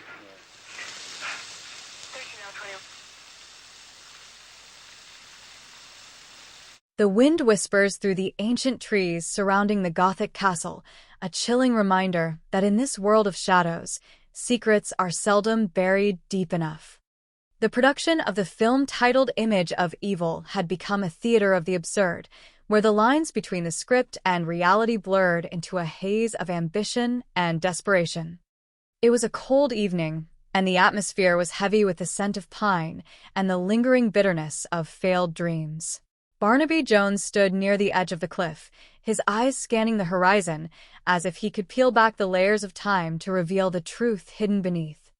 He knew that the stage was set and the final act was about to unfold. There is no escape.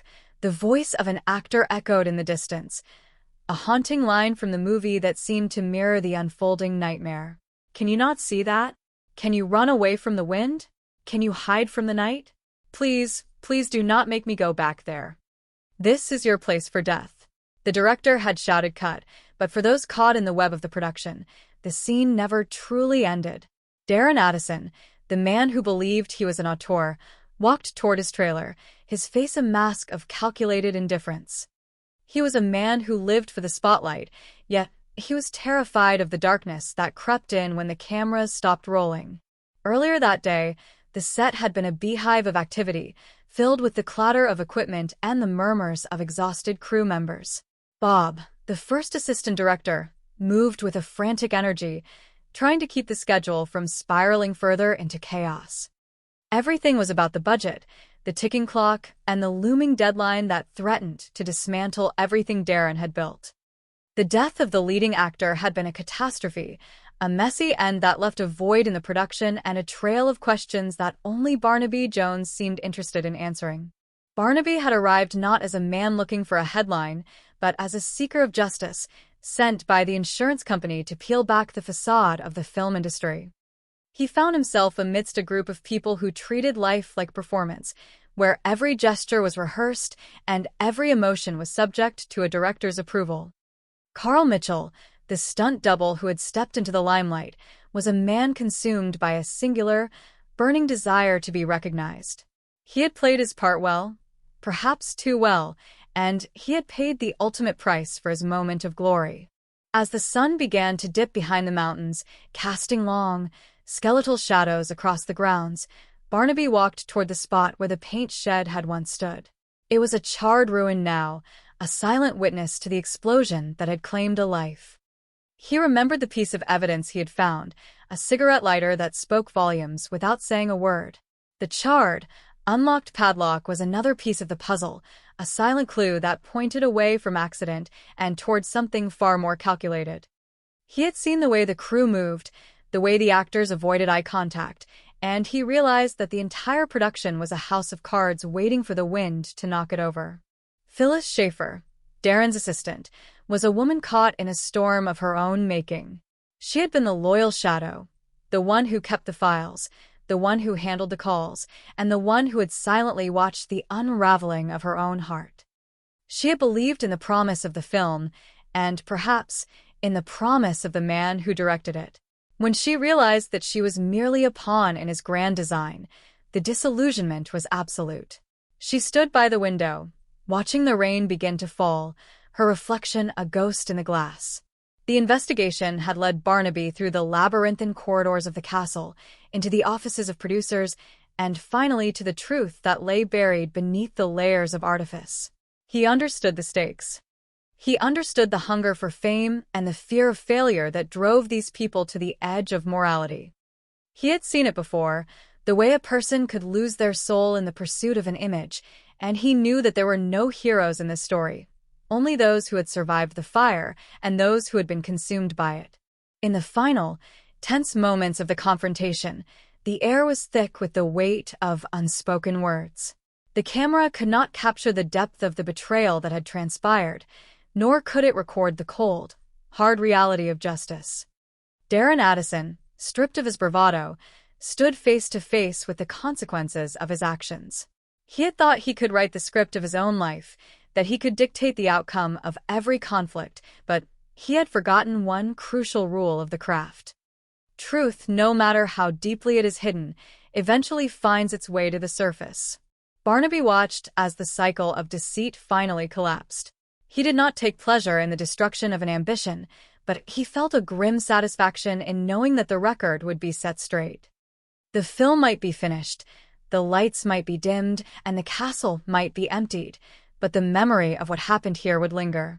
It was a story of human frailty, of the lengths to which a person would go to preserve an illusion, and the inevitable price of living a life based on lies. As the authorities arrived, the chaos began to subside, replaced by a strange, hollow quiet. The actors and the crew drifted away into the night, leaving behind the wreckage of their project. Barnaby stepped outside, the cool air refreshing after the stifling tension of the castle. He looked up at the stars, bright and indifferent, and thought about the fragility of the lives he had encountered. There was no grand lesson to be learned, no moral to be drawn from the ashes. There was only the simple, undeniable fact that when the final curtain falls, we are left only with the truths we have chosen to live by. He walked toward his car, the engine turning over with a steady, reliable hum. He had a long drive ahead, and he was already thinking about the next case, the next mystery, the next set of lives that would intersect with his own. He was a man who lived on the periphery, an observer in a world of performers, and he was content to remain so. For in the end, it was not the fame or the fortune that mattered, but the integrity of the witness. As he drove away, the castle faded into the darkness, a monument to a dream that had turned to dust, leaving behind only the wind and the silence of the night. The journey home was long, but Barnaby found peace in the rhythmic motion of the road. He thought about the people he had left behind, Phyllis with her broken dreams, Darren with his shattered ego, and all the others who had been part of this strange, tragic play. They were all just people, searching for meaning in a world that often made little sense. He wondered if they would ever find the clarity he had found, or if they would continue to chase the shadows of their own making. It did not matter. His job was done, and the truth had been spoken. In the quiet of his office, the next day, he sat at his desk, the familiar comfort of his surroundings grounding him after the turmoil of the past week. He thought about the vanity of it all, the way they had tried to turn life into a spectacle. He picked up a pen and began to record the details, not as a critic would, but as a man who understood the weight of the facts. He wrote slowly, carefully, ensuring that every detail was accounted for, that every lie was exposed, and that the story was told with the clarity it deserved. The world would move on, of course. New films would be made, new stars would rise and fall, and the cycle of ambition would begin anew.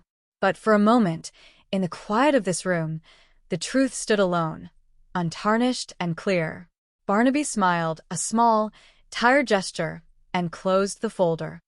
The case was closed, the records were complete, and he could finally rest. The night outside his window was calm. The city was alive with the hum of 1,000,000 hidden lives, and he knew that somewhere, in the vast tapestry of human experience, another story was waiting to be told. He stood up, stretched his tired limbs, and walked toward the window. The lights of the city glittered like 1,000 unasked questions. He had been a part of their world for a time, a brief visitor in their theater of shadows, and he was ready to return to the life he had built for himself. It was a simple life, filled with the quiet joys of a job well done and the comfort of his own integrity. And as he watched the sunrise paint the horizon in shades of gold and violet, he knew that the best stories were not the ones that were acted out on a screen, but the ones that were lived with courage, with honesty, and with the unwavering conviction that the truth, no matter how uncomfortable, is the only thing worth fighting for. The legacy of the film, Image of Evil, would be one of controversy and speculation, a footnote in the history of the industry. But for Barnaby Jones, it was simply another chapter in the long, complex book of human nature. He had seen the masks, he had heard the lines, and he had looked past the performance to see the people underneath. It was a reminder, if one was needed, that even in a place where make-believe is the primary industry, reality has a way of asserting itself, often with a force that cannot be denied. He picked up his coffee, the warmth of the mug a pleasant contrast to the cool morning air. He thought of the road ahead, the endless possibilities, and the quiet satisfaction of knowing that he was a man who stayed true to himself. The world was a stage, just as the playwrights and the poets had said, but he was not an actor in their play.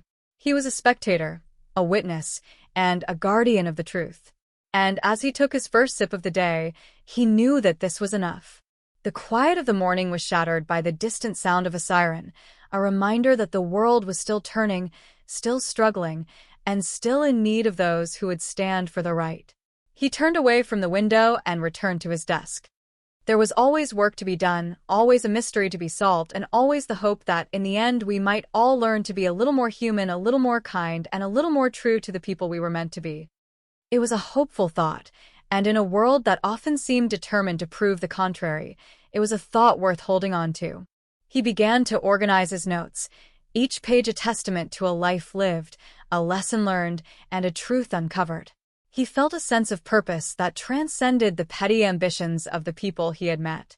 He was doing what he was meant to do, and he was doing it with the clarity and the grace that only a lifetime of experience could provide. And as he worked, the sun rose higher, casting a warm light over his desk, a symbol of the clarity that he had fought so hard to achieve. He knew that the road would not always be easy. He knew that there would be more challenges, more mysteries, and more moments of doubt. But he also knew that he would face them with the same steady, unwavering resolve that had brought him to this point. For in the end, it was not the battles we fought that defined us, but the way we fought them, the reasons we fought them, and the peace we found in the knowledge that we had done what we could to make the world a little bit better, a little bit brighter, and a little bit more honest. He finished his work and leaned back, his eyes closing for a moment of quiet reflection. He was a man of his time, a man of his word, and a man who understood the value of a life lived with integrity. He looked at the stack of papers on his desk, the story of a dream turned to nightmare, and he felt a profound sense of gratitude. He had been given the chance to intervene, the chance to uncover the truth, and the chance to bring a measure of justice to those who had been wronged. And for a man like Barnaby Jones, that was the greatest reward of all. As he stepped out of his office and into the morning air, he felt a sense of freedom that he had not experienced in weeks. The weight of the investigation had lifted, replaced by the simple, uncomplicated joy of a new day. He walked down the street, the sounds of the city swirling around him, a symphony of life in all its messy, complicated, beautiful glory. He was a part of it, and he was at peace with it. And as he walked, he knew that no matter what the future held, he would be ready to meet it, with his head held high, his heart full of hope, and his eyes fixed firmly on the truth. The city continued to bustle, unaware of the quiet drama that had taken place in its midst. The people went about their daily lives, their worries and their dreams as varied and complex as the stars in the sky. Barnaby watched them, a faint smile on his lips, recognizing the familiar patterns of human desire and ambition. He was not a part of their world, yet he was connected to it, a silent observer in a world that was constantly in motion. And as he walked, he felt a deep, abiding connection to the humanity he had spent his life trying to understand. He knew that there would always be mysteries, always be secrets, and always be the need for someone who could see past the surface. He would be there, waiting, watching, and ready to step in whenever the need arose. It was a noble calling, a challenging one, and one that he would never trade for anything else. He felt a sense of contentment that ran deep, a feeling that he was exactly where he was meant to be, doing exactly what he was meant to do. He reached his home, the quiet of the house a welcome relief after the intensity of the day. He stepped inside, the familiar surroundings a testament to a life of simplicity and purpose. He sat in his favorite chair, the soft light of the evening casting long shadows across the room. He thought about the journey he had taken, the people he had met, and the truths he had uncovered. It had been a long road, but it had been a rewarding one, and he was grateful for every moment of it. He closed his eyes, the fatigue of the day finally beginning to take hold. He drifted into a peaceful sleep, his dreams filled with the quiet, uncomplicated beauty of the world he loved. He would wake up tomorrow to a new day, a new set of challenges, and a new opportunity to make a difference. And he would be ready, as he always was, to meet whatever the future held with the steady, unwavering grace of a man who knew the value of the truth. The world would continue to spin, the seasons would continue to change, and the story of humanity would continue to unfold, one day at a time. And in the center of it all, there would always be those who dared to seek the truth, those who dared to stand for justice, and those who dared to believe that, in the end, it was the small, honest, human moments that truly mattered. Barnaby Jones was one of them, and he would continue to be, for as long as he had the strength to stand and the courage to look the truth in the eye. He woke up to the sound of birds singing, the morning light filtering through the curtains in soft, gentle patterns. He rose, feeling refreshed and ready for the day. He walked to the window and looked out at the garden, the dew still fresh on the leaves, a reminder of the cycle of life that was always beginning anew. He felt a sense of hope, a sense of wonder, and a sense of gratitude for the life he had been given. It was a good life, a full life, and a life he was proud to live.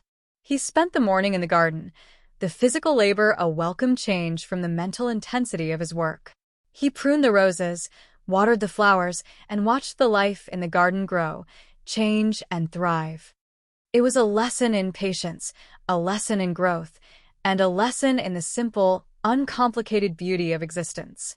He found himself lost in the work, the quiet rhythm of the garden grounding him, connecting him to the earth, and reminding him of the simple, enduring power of life itself.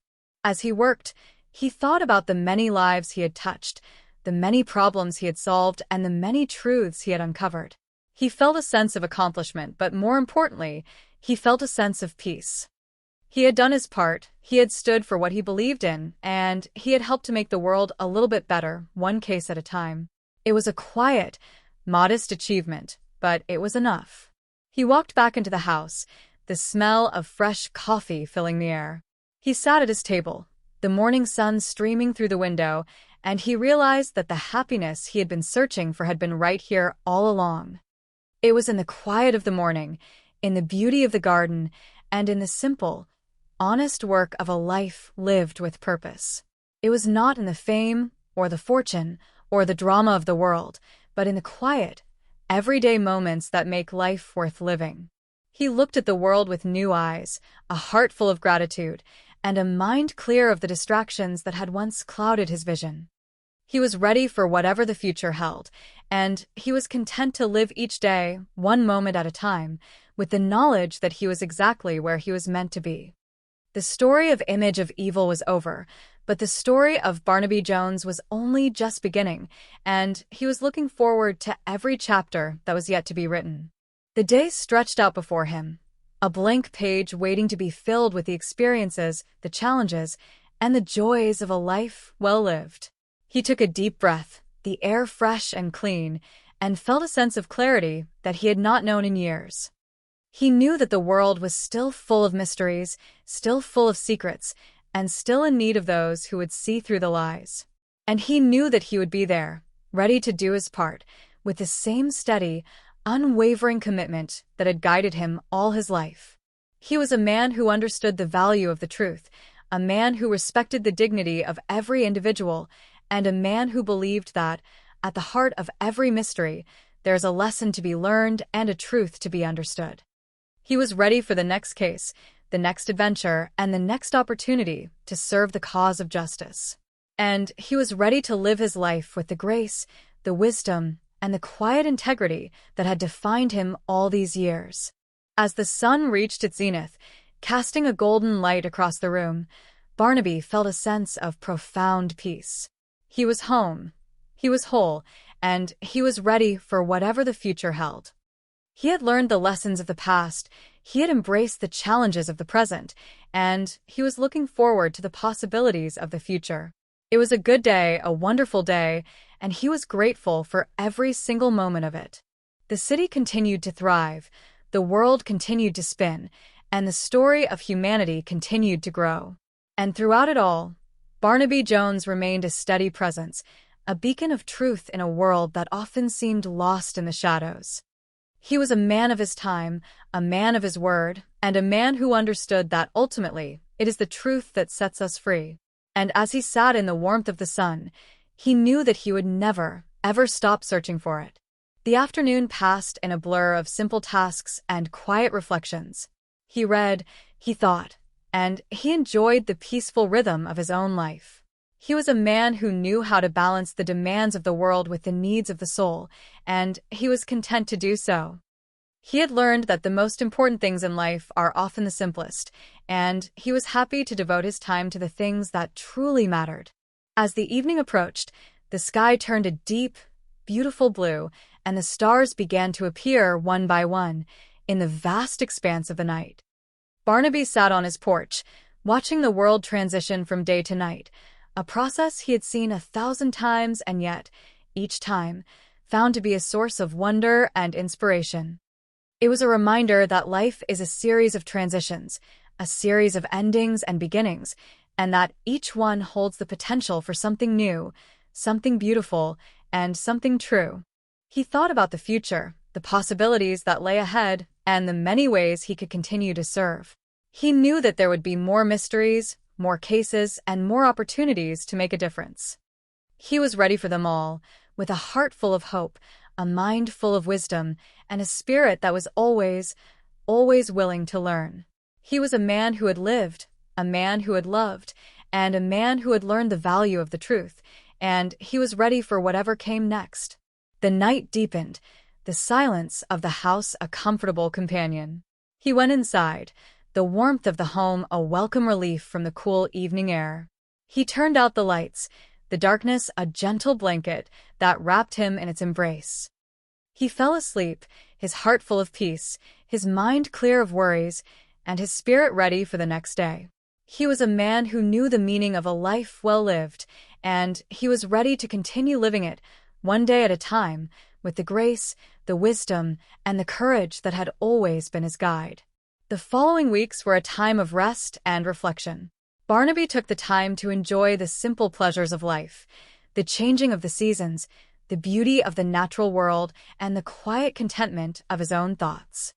He spent his days in the garden, his afternoons reading, and his evenings in quiet contemplation. It was a time of renewal, a time of healing, and a time of preparation for the adventures that lay ahead. He was a man who knew the importance of balance, the importance of rest, and the importance of finding peace in the midst of a world that was always, always in motion. As he walked through the garden, he watched the plants grow, the flowers bloom, and the cycle of life continue, a process that never failed to fill him with a sense of wonder and awe.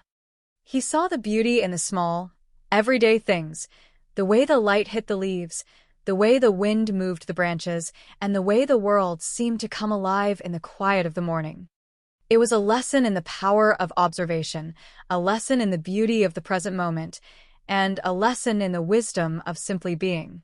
He knew that the world was still waiting for him, that there were still mysteries to be solved and still truths to be uncovered. But he also knew that there was value in taking the time to pause, to breathe, and to appreciate the life he was living.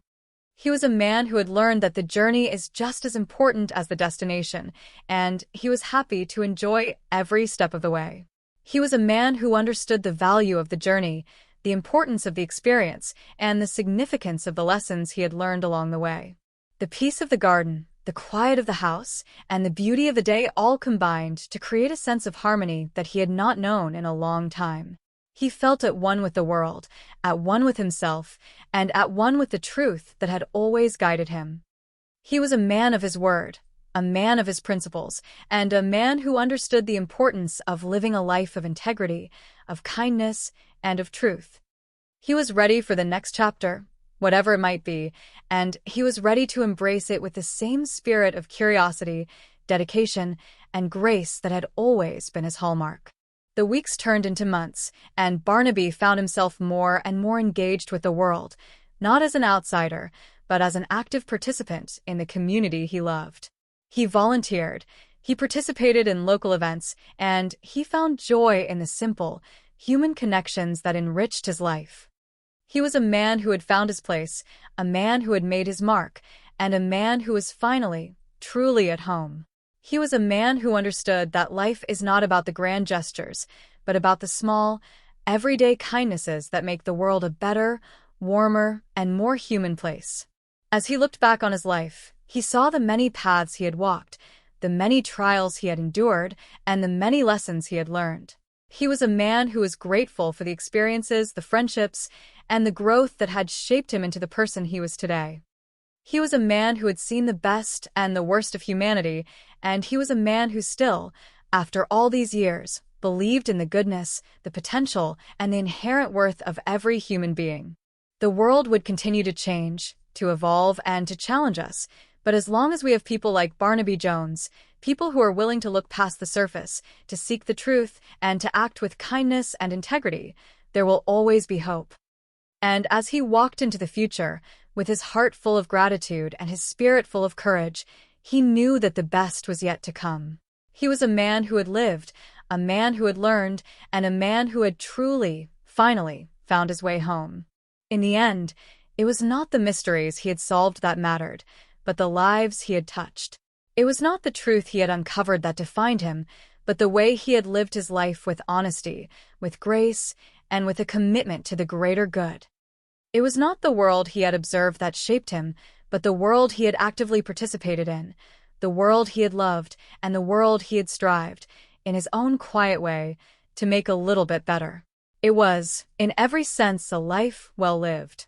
As he looked at the sunset one final time, he felt a sense of fulfillment that was complete. He had done his part, he had played his role, and he had left the world a little bit better than he had found it. He was a man who was at peace, a man who was content, and a man who was ready for whatever the future held. The story of Barnaby Jones was a story of hope, a story of integrity, and a story of a life lived with a purpose that transcended the ordinary. And as the night fell, he knew that the truth would always, always light the way. The stars above were brilliant and clear, a testament to the vastness of the universe and the infinite possibilities that lay ahead. He felt a sense of connection to it all, a sense of belonging, and a sense of gratitude for the journey he had taken. He was a man who had seen the truth, a man who had lived the truth, and a man who would always, always be a champion for the truth. And in the quiet of the night, he knew that this was enough. He closed his eyes, his heart full of peace, his mind clear, and his spirit ready. The journey had been long, the path had been winding, and the lessons had been profound. But he had walked it with courage, he had faced it with grace, and he had learned the value of a life lived with integrity. And as he drifted into sleep, he knew that the truth, no matter where it might lead, would always be his guide, his inspiration, and his greatest, most enduring reward. The world would continue to spin, the days would continue to turn into nights, and the story of humanity would continue to unfold, one moment at a time. And in the quiet of the night, Barnaby Jones slept, his heart at rest, his mind at peace, and his spirit ready for the new day, the new adventure, and the new opportunity to live a life that was, in every way, a testament to the power of the truth.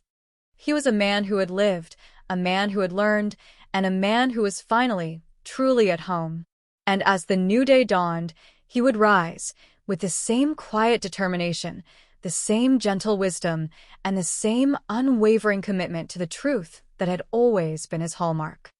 He would step out into the world, a man among men, a witness to the human experience, and a champion for all that is good, true, and right. He was Barnaby Jones, and he was exactly where he was meant to be.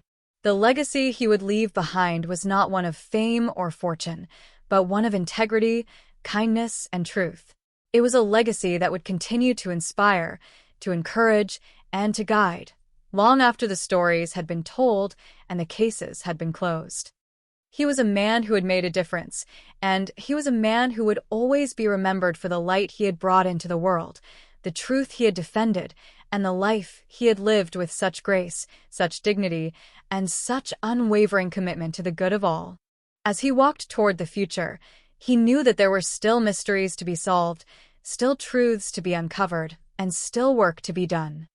He was ready for it all, with the confidence of a man who knew his own worth, the humility of a man who understood his own limitations, and the unwavering faith of a man who believed that the truth is the most powerful force in the world. And as he stepped out into the morning air, he knew that he was, at last, truly free. The world was waiting, the possibilities were endless, and the journey was only just beginning. He took a deep breath, smiled at the rising sun, and stepped out into the day, a man who had found his purpose, a man who had discovered his own truth, and a man who was finally, at last, ready to embrace the life he was truly meant to live. He was Barnaby Jones, and he was, in every sense of the word, a man at peace. And so the story concludes, not with a flourish of trumpets or the glare of cameras, but with the quiet, dignified presence of a man who lived his life with purpose, with integrity, and with the unwavering conviction that, no matter what happens, the truth will always prevail. It is a story of hope, a story of courage, and a story of a life that, in its own quiet way, made a difference. It is the story of Barnaby Jones, and it is a story that will endure, reminding us all that we, too, can make a difference if only we have the courage to stand for the truth. As the sun sets on this chapter of his life, Barnaby Jones looks toward the future with a steady gaze and a heart full of hope. He knows that there is always more to learn, always more to do, and always more to give. He is a man who is ready for the journey, a man who is prepared for the challenges, and a man who is committed to the truth. And as he steps out into the night, he knows that he is and always will be a man at peace with the world, a man at peace with himself, and a man who will always, always seek the truth. The world is a vast, complicated, and wonderful place, and he is a part of it all. He is a witness, a guardian, and a seeker. He is Barnaby Jones, and he is, above all else, a man who lives for the truth. And in the end, that is all that really matters.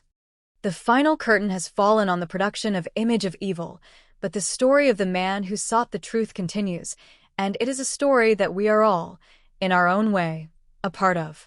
The truth is out there, waiting for us to find it, if only we have the courage to look. The lights of the city continue to shimmer, a reminder of the infinite stories that are being played out every single moment.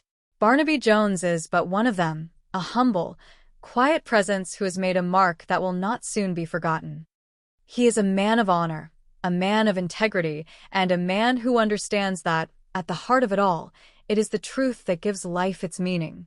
And as he walks away, his shadow growing long in the evening light, he knows that he has done his part, and that he is, at last, at peace. He is home, he is whole, and he is ready for the future. The story of image of evil is behind him, the mysteries of the world are before him, and he is, as always, ready to meet them with the quiet, steady strength that is the essence of who he is. He is Barnaby Jones, a man who has lived, a man who has learned, and a man who will always, always be a champion for the truth. And that, in every way that counts, is the most beautiful story of all. The end of the day, the end of the journey, and the end of the story. But in every ending, there is the potential for a new beginning. Barnaby Jones knows this, and he is ready for it. He is a man who understands the cycle of life, the importance of the truth, and the value of a life lived with grace, with integrity, and with a commitment to all that is good, true, and right. He is a man who is ready to continue the journey one day at a time, and he is ready for whatever the future holds. As he rests, he thinks about the many lessons he has learned, the many experiences he has had, and the many lives he has touched. He is a man who is at peace, a man who is content, and a man who is grateful for it all. He knows that the truth is the most powerful force in the world, and he is proud to be a part of its unfolding story. He is Barnaby Jones, and he is a man who will always, always be at home in the truth. The final word is not one of completion, but one of continuation. For the truth, like the journey, is never truly finished. It is a constant, an unfolding, and a discovery that lasts a lifetime. And for Barnaby Jones, that is the greatest, most enduring promise of all. He is a man who has found his way, and he is a man who will continue to walk it, with clarity, with courage, and with the unwavering conviction that the truth is, and always will be, the way, the light, and the life. As he sleeps, the world outside continues to thrive, a testament to the enduring power of the human spirit. He is a part of it, a witness to it, and a champion for it. He is Barnaby Jones, and he is a man who has truly, finally come home. And in the quiet of the night, in the beauty of the stars, and in the promise of the new day, he finds the peace that only the truth can bring. He is, at last, at peace. The story of the film, the story of the mystery, and the story of the man all converge into a single, profound truth, that life, when lived with integrity, is its own reward. It is a truth that Barnaby Jones has lived by all his life, and it is a truth that he will continue to share with all those he encounters. He is a man who has lived, a man who has learned, and a man who has truly, finally, found the meaning of a life well lived. And as he sleeps, the world remains, as it always has, a place of mystery, of wonder, and of truth. The final chapter is written, the final act is closed, and the final scene is set. But the story itself, the story of a life lived in service to the truth, goes on, a quiet, enduring legacy that will continue to touch lives, to inspire hearts, and to remind us all that no matter where we are, no matter what we are doing, and no matter what we are facing, the truth is always there, waiting for us to find it, to honor it, and to live it. Barnaby Jones, the man, the investigator, the seeker, the friend. He is all of these things, and he is so much more. He is a man who has touched our lives, a man who has reminded us of the value of the truth, and a man who has shown us that even in a world of shadows, the light of integrity can never be truly extinguished. And for that, we are all, in our own way, a little bit better, a little bit brighter, and a little bit more hopeful. As the sun sets, the world is quiet, and the stars are bright. It is a time for reflection, a time for rest, and a time for peace. Barnaby Jones, a man who has served the truth with such grace, such dignity, and such unwavering conviction, rests, knowing that he has done his part. He is at peace, he is at home, and he is ready for the future. And in the quiet of the night, the truth remains, a guiding light that will always, always lead the way. The golden California sun hung low over the rugged hills, casting long, distorted shadows across the makeshift movie set. It was a place of artifice and ambition, where the lines between reality and performance blurred into the dust. Barnaby Jones stood near the edge of the clearing, his sharp, observant eyes scanning the remnants of the day. Around him, the remnants of the production crew moved with a weary efficiency, their voices hushed, the weight of the recent tragedy still clinging to the air like a thick, unwelcome fog. The episode was titled Image of Evil, a name that felt increasingly prophetic to Barnaby as he turned a charred piece of metal over in his calloused hands. It was a fragment of a padlock, a small, insignificant object that held the key to a much larger, more sinister puzzle. He thought back to the words of the director, Darren Addison, a man whose entire world seemed constructed of carefully curated narratives and meticulously planned scenes. Darren had spent his career crafting illusions, building worlds that shimmered with beauty and depth. Yet, as Barnaby had discovered, the man who excelled at directing the lives of others often found his own life spiraling into a chaotic, unscripted mess. The death of the actor, Chambers, was meant to be an accident, a tragic, unfortunate slip on the part of a man whose battles with spirits were common knowledge in the industry. But to Barnaby, every detail felt like a prop in a poorly staged play. The timing of the explosion, the strange placement of the lift gate, the sheer convenience of the circumstances. It was too neat, too polished, like a script that had been revised one too many times. Barnaby walked toward the trailer where the young, talented stunt double, Carl, had once stood. The memory of Carl, desperate for a chance to shine, played out in his mind. Carl had been a man hungry for recognition, a man who had seen the vulnerabilities in those around him and attempted to use them as leverage. His bluff, his claim of having seen the murder, was a reckless, desperate gamble. It was the act of a man who believed that in the world of cinema, the boldest performance would inevitably win the day. The arrival of Iris Harmon, the gossip columnist, had added a layer of complexity to the investigation. She was a woman who lived for the secrets of others, whose voice could make or break a career with a single sentence.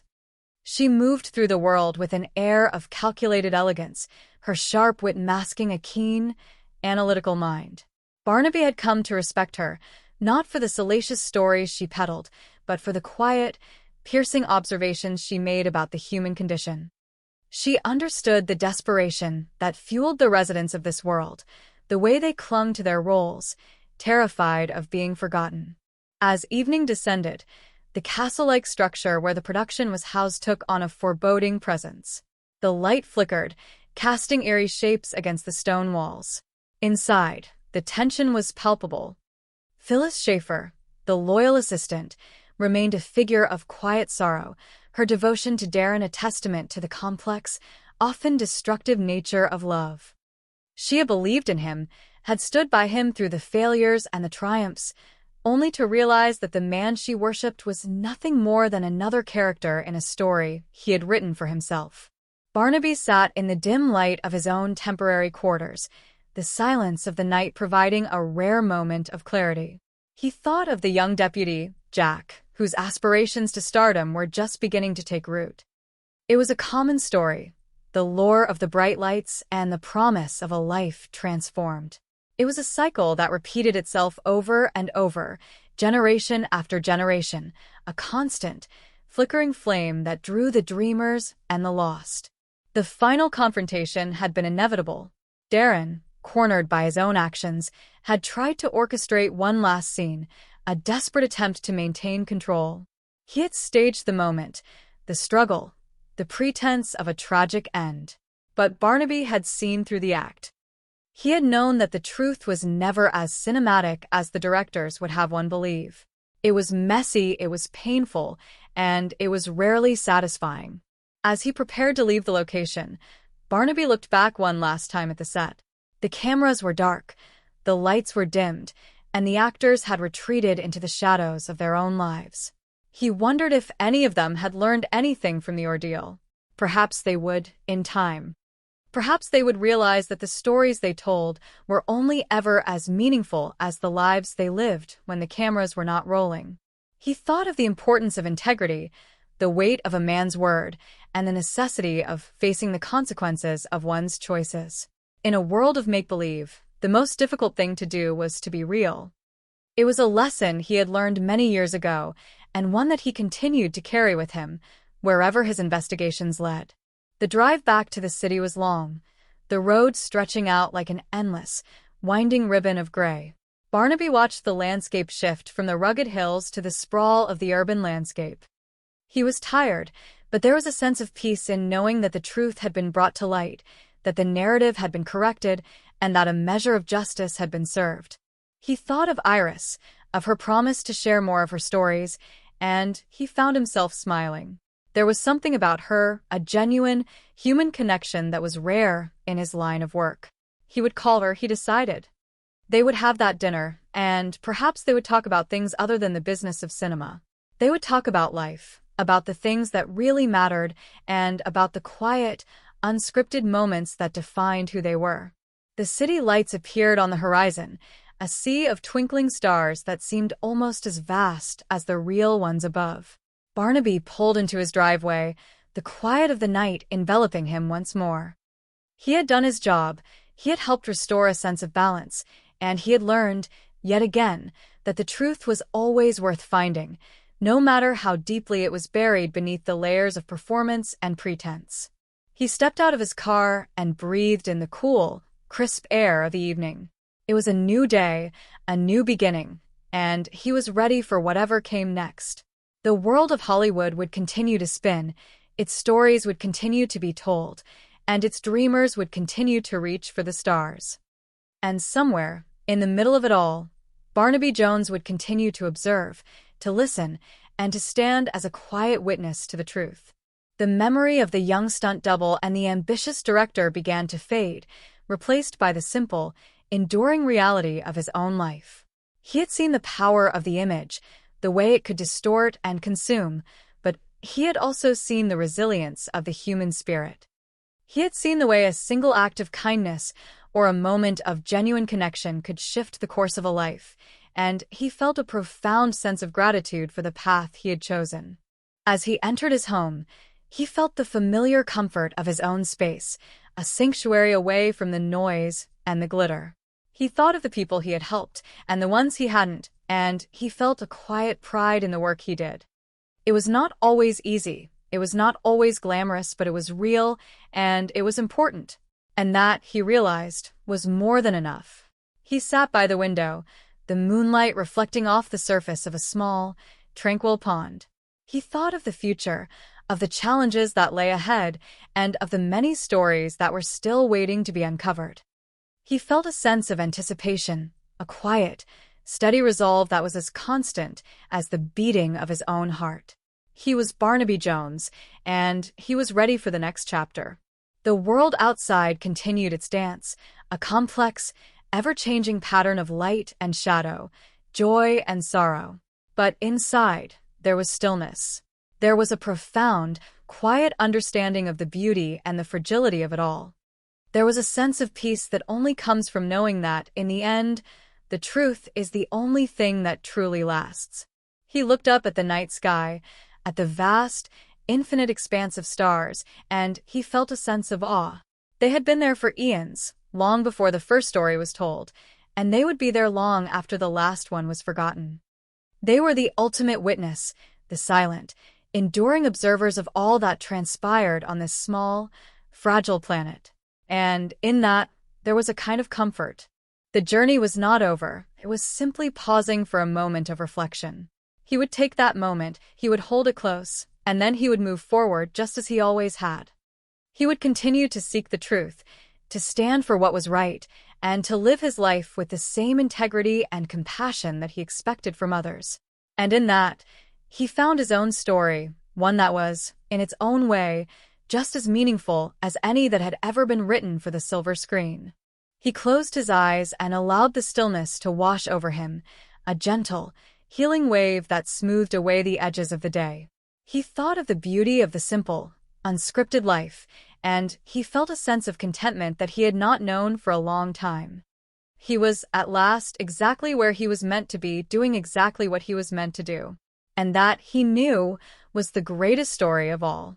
The shadows deepened, the silence grew, and the night world unfolded its secrets to those willing to listen. Barnaby sat, a solitary figure in the dark, his mind filled with the echoes of the day and the quiet hope for the days to come. He was ready for whatever the morning would bring, for the stories that were yet to be written and the truths that were yet to be found. He was ready, and he was content. The cycle of the day began to turn toward the promise of a new dawn, the darkness slowly giving way to the first tentative light of morning. It was a beginning, a time for renewal and growth, a time for the world to awaken and start its dance once again. And Barnaby, the quiet observer, the seeker of truth, would be there, ready to embrace it all. The world was vast, it was complicated, and it was filled with wonders and tragedies beyond measure. But it was also filled with hope, with the potential for change, and with the enduring power of the human spirit. And as long as there were those willing to look, to listen, and to care, there would always be a chance for the truth to prevail, for the light to overcome the darkness, and for the story to continue a little brighter, a little better than it had been before. He felt the weight of the years, the wisdom that had come from a lifetime of experience, and he felt a quiet, steady strength that was enough to carry him through. He had seen the worst of human nature, but he had also seen the best, and he remained, in the end, an optimist. He believed in the goodness of people, in the capacity for redemption, and in the power of the truth to heal even the deepest of wounds. And so, as the sun began to rise, casting its warm, golden light across the land, Barnaby Jones stood up, a smile on his face, ready to face the new day. He had much to do, many stories to follow, and a world to explore. He was ready, and he was grateful. For in the grand, unfolding story of life, he was not just an observer, he was a participant, and he was playing his part with all the grace and integrity he could muster. The birds began to sing, a chorus of voices welcoming the day, their songs a reminder of the beauty that existed in the most ordinary of moments. He opened his door and stepped out into the fresh, morning air, the world alive with possibility. He was ready for the next adventure, for the next mystery, and for the next chapter in the story that was his life. The world was waiting, and he was ready. He had found his truth, he had found his place, and he had found the strength to carry on. He was Barnaby Jones, and he was home. And that, in every sense of the word, was enough. He walked down the path, the soft, cool ground beneath his feet, his mind clear and his spirit light. He had much to look forward to, many people to meet, and a world of experiences to embrace. He was grateful for the journey, for the lessons learned, and for the life he lived. He was, in all ways, a man at peace with himself and the world around him. The sun climbed higher, the light growing stronger, illuminating the beauty of the world he loved. He felt the warmth on his skin, the gentle breeze in his hair, and he knew, without a shadow of a doubt, that he was exactly where he was meant to be. He was ready to live, to love, and to serve. He was ready for the life that lay ahead. The morning was full of promise, the day ahead filled with opportunity. He would make the most of it, as he always did, with grace, with humor, and with an unwavering commitment to the truth. He was, and he would always be, a man of integrity, a man of his word, and a man who believed in the power of the good. He was, in the best sense of the word, a human being. And as he walked, his footsteps light and his heart open, he knew that the journey was not about the destination, but about the people he met along the way, the lessons he learned, and the growth he experienced. He was grateful for it all, for the highs and the lows, for the triumphs and the challenges. He was, in the truest sense, a traveler on the path of life, and he was enjoying every moment of it. The world continued its dance, a beautiful, complex, and ever-changing spectacle, and Barnaby was a part of it, a quiet, observant, and grateful participant. He would continue his journey, he would continue to seek the truth, and he would continue to live his life with the same quiet, steady grace that had always guided him. He was ready, he was content, and he was profoundly and utterly at peace. The morning light was glorious, a testament to the beauty and the wonder of the world he inhabited. He felt a sense of connection, a deep, abiding link to all that was, and to all that would be. He was a part of something much larger than himself, a grand, unfolding narrative that was as vast as the universe and as intimate as a heartbeat. And in that, he found his own truth. The journey was long, the path was winding, and the destination was unknown. But that was the beauty of it, the excitement of the discovery, and the joy of the adventure. He was ready for it all, for the surprises, for the challenges, and for the many moments of grace that he knew were waiting for him. He was ready, he was prepared, and he was profoundly alive.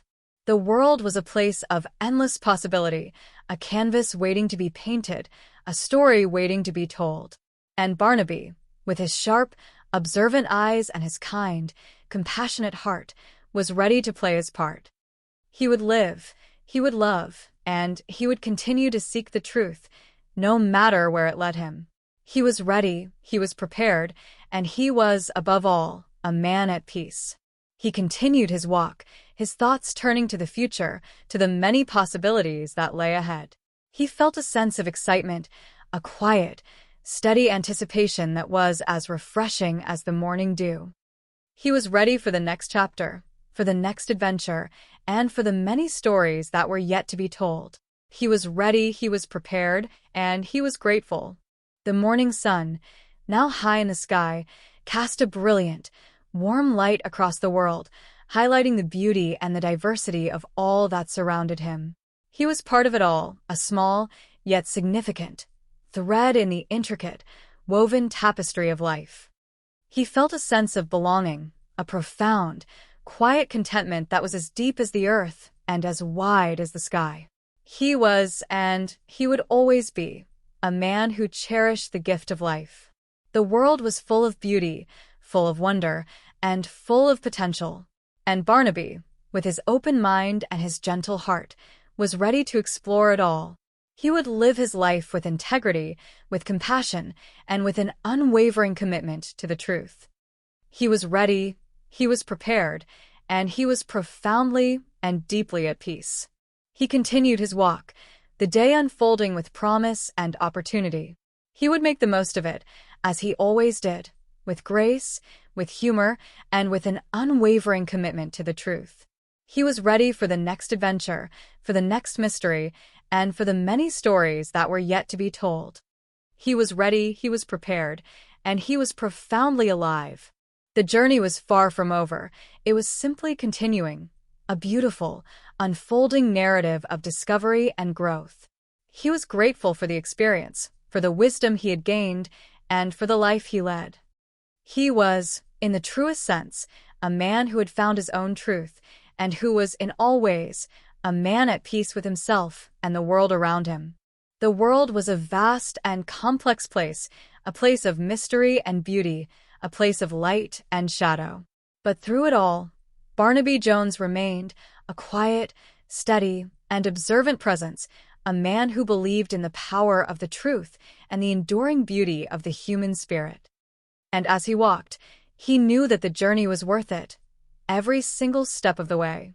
He felt the presence of all those he had met, the echoes of the stories he had shared, and the memories of the experiences he had gathered. They were all a part of him now, a rich and varied tapestry of life that he would continue to carry with him. He was grateful for it all, for the joy and the sorrow, for the triumphs and the challenges. He was, in the truest sense, a man who had lived. The sun continued its journey across the sky, casting its warm and inviting light upon the world. And Barnaby, with a heart full of gratitude and a mind full of wonder, continued his walk, his path illuminated by the light of his own truth. He was ready for the life that lay ahead, for the mysteries that were yet to be solved, and for the stories that were yet to be told. He was ready, and he was profoundly at peace. The world was waiting, and he was ready. He had found his truth, he had found his place, and he had found the strength to carry on. He was Barnaby Jones, and he was home. And that, in every sense of the word, was enough. He walked down the path, the soft, cool ground beneath his feet, his mind clear and his spirit light. He had much to look forward to, many people to meet, and a world of experiences to embrace. He was grateful for the journey, for the lessons learned, and for the life he lived. He was, in all ways, a man at peace with himself and the world around him. The sun climbed higher, the light growing stronger, illuminating the beauty of the world he loved. He felt the warmth on his skin, the gentle breeze in his hair, and he knew, without a shadow of a doubt, that he was exactly where he was meant to be. He was ready to live, to love, and to serve. He was ready for the life that lay ahead. The morning was full of promise, the day ahead filled with opportunity. He would make the most of it, as he always did, with grace, with humor, and with an unwavering commitment to the truth. He was ready for the next adventure, for the next mystery, and for the many stories that were yet to be told. He was ready, he was prepared, and he was profoundly alive. The journey was not over, it was simply continuing, a beautiful, unfolding narrative of discovery and growth. He was grateful for the experience, for the wisdom he had gained, and for the life he led. He was, in the truest sense, a man who had found his own truth, and who was, in all ways, a man at peace with himself and the world around him. The world was a vast and complex place, a place of mystery and beauty, a place of light and shadow. But through it all, Barnaby Jones remained a quiet, steady, and observant presence, a man who believed in the power of the truth and the enduring beauty of the human spirit. And as he walked, he knew that the journey was worth it, every single step of the way. He felt the presence of all those he had met, the echoes of the stories he had shared, and the memories of the experiences he had gathered. They were all a part of him now, a rich and varied tapestry of life that he would continue to carry with him. He was grateful for it all, for the joy and the sorrow, for the triumphs and the challenges. He was, in the truest sense, a man who had lived. The sun continued its journey across the sky, casting its warm and inviting light upon the world. And Barnaby, with a heart full of gratitude and a mind full of wonder, continued his walk, his path illuminated by the light of his own truth. He was ready for the life that lay ahead, for the mysteries that were yet to be solved, and for the stories that were yet to be told. He was ready, and he was profoundly at peace. The world was waiting, and he was ready. He had found his truth, he had found his place, and he had found the strength to carry on. He was Barnaby Jones, and he was home. And that, in every sense of the word, was enough. He walked down the path, the soft, cool ground beneath his feet, his mind clear and his spirit light. He had much to look forward to, many people to meet, and a world of experiences to embrace. He was grateful for the journey, for the lessons learned, and for the life he lived. He was, in all ways, a man at peace with himself and the world around him. The sun climbed higher, the light growing stronger, illuminating the beauty of the world he loved. He felt the warmth on his skin, the gentle breeze in his hair, and he knew, without a shadow of a doubt, that he was exactly where he was meant to be. He was ready to live, to love, and to serve. He was ready for the life that lay ahead. The morning was full of promise, the day ahead filled with opportunity. He would make the most of it, as he always did, with grace, with humor, and with an unwavering commitment to the truth. He was ready for the next adventure, for the next mystery, and for the many stories that were yet to be told. He was ready, he was prepared, and he was profoundly alive. The journey was not over, it was simply continuing, a beautiful, unfolding narrative of discovery and growth. He was grateful for the experience, for the wisdom he had gained, and for the life he led. He was, in the truest sense, a man who had found his own truth, and who was, in all ways, a man at peace with himself and the world around him. The world was a vast and complex place, a place of mystery and beauty, a place of light and shadow. But through it all, Barnaby Jones remained a quiet, steady, and observant presence, a man who believed in the power of the truth and the enduring beauty of the human spirit. And as he walked, He knew that the journey was worth it, every single step of the way. He felt the presence of all those he had met, the echoes of the stories he had shared, and the memories of the experiences he had gathered. They were all a part of him now, a rich and varied tapestry of life that he would continue to carry with him. He was grateful for it all, for the joy and the sorrow, for the triumphs and the challenges. He was, in the truest sense, a man who had lived. The sun continued its journey across the sky, casting its warm and inviting light upon the world. And Barnaby, with a heart full of gratitude and a mind full of wonder, continued his walk, his path illuminated by the light of his own truth.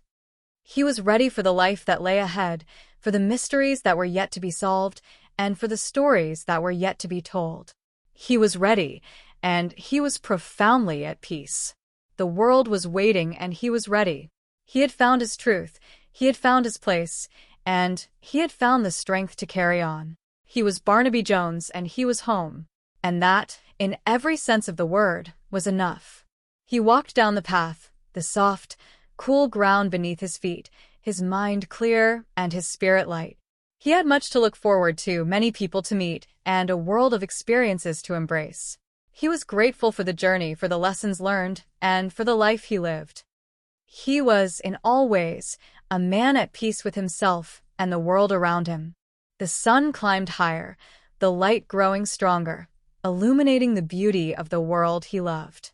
He felt the warmth on his skin, the gentle breeze in his hair, and he knew, without a shadow of a doubt, that he was exactly where he was meant to be. He was ready to live, to love, and to serve. He was ready for the life that lay ahead. The morning was full of promise, the day ahead filled with opportunity. He would make the most of it, as he always did, with grace, with humor, and with an unwavering commitment to the truth. He was ready for the next adventure, for the next mystery, and for the many stories that were yet to be told. He was ready, he was prepared, and he was profoundly alive. The journey was not over, it was simply continuing, a beautiful, unfolding narrative of discovery and growth. He was grateful for the experience, for the wisdom he had gained, and for the life he led. He was, in the truest sense, a man who had found his own truth, and who was, in all ways, a man at peace with himself and the world around him. The world was a vast and complex place, a place of mystery and beauty, a place of light and shadow. But through it all, Barnaby Jones remained a quiet, steady, and observant presence, a man who believed in the power of the truth and the enduring beauty of the human spirit. And as he walked, he knew that the journey was worth it, every single step of the way. He felt the presence of all those he had met, the echoes of the stories he had shared, and the memories of the experiences he had gathered. They were all a part of him now, a rich and varied tapestry of life that he would continue to carry with him. He was grateful for it all, for the joy and the sorrow, for the triumphs and the challenges. He was, in the truest sense, a man who had lived. The sun continued its journey across the sky, casting its warm and inviting light upon the world. And Barnaby, with a heart full of gratitude and a mind full of wonder, continued his walk, his path illuminated by the light of his own truth. He was ready for the life that lay ahead, for the mysteries that were yet to be solved, and for the stories that were yet to be told. He was ready, and he was profoundly at peace. The world was waiting, and he was ready. He had found his truth, he had found his place, and he had found the strength to carry on. He was Barnaby Jones, and he was home. And that, in every sense of the word, was enough. He walked down the path, the soft, cool ground beneath his feet, his mind clear and his spirit light. He had much to look forward to, many people to meet, and a world of experiences to embrace. He was grateful for the journey, for the lessons learned, and for the life he lived. He was, in all ways, a man at peace with himself and the world around him. The sun climbed higher, the light growing stronger, illuminating the beauty of the world he loved. He felt the warmth on his skin, the gentle breeze in his hair, and he knew, without a shadow of a doubt, that he was exactly where he was meant to be. He was ready to live, to love, and to serve. He was ready for the life that lay ahead. The morning was full of promise, the day ahead filled with opportunity. He would make the most of it, as he always did, with grace, with humor, and with an unwavering commitment to the truth. He was ready for the next adventure, for the next mystery, and for the many stories that were yet to be told. He was ready, he was prepared, and he was profoundly alive. The journey was not over. It was simply continuing, a beautiful, unfolding narrative of discovery and growth. He was grateful for the experience, for the wisdom he had gained, and for the life he led. He was, in the truest sense, a man who had found his own truth, and who was, in all ways, a man at peace with himself and the world around him. The world was a vast and complex place, a place of mystery and beauty, a place of light and shadow. But through it all, Barnaby Jones remained a quiet, steady, and observant presence, a man who believed in the power of the truth and the enduring beauty of the human spirit. And as he walked, he knew that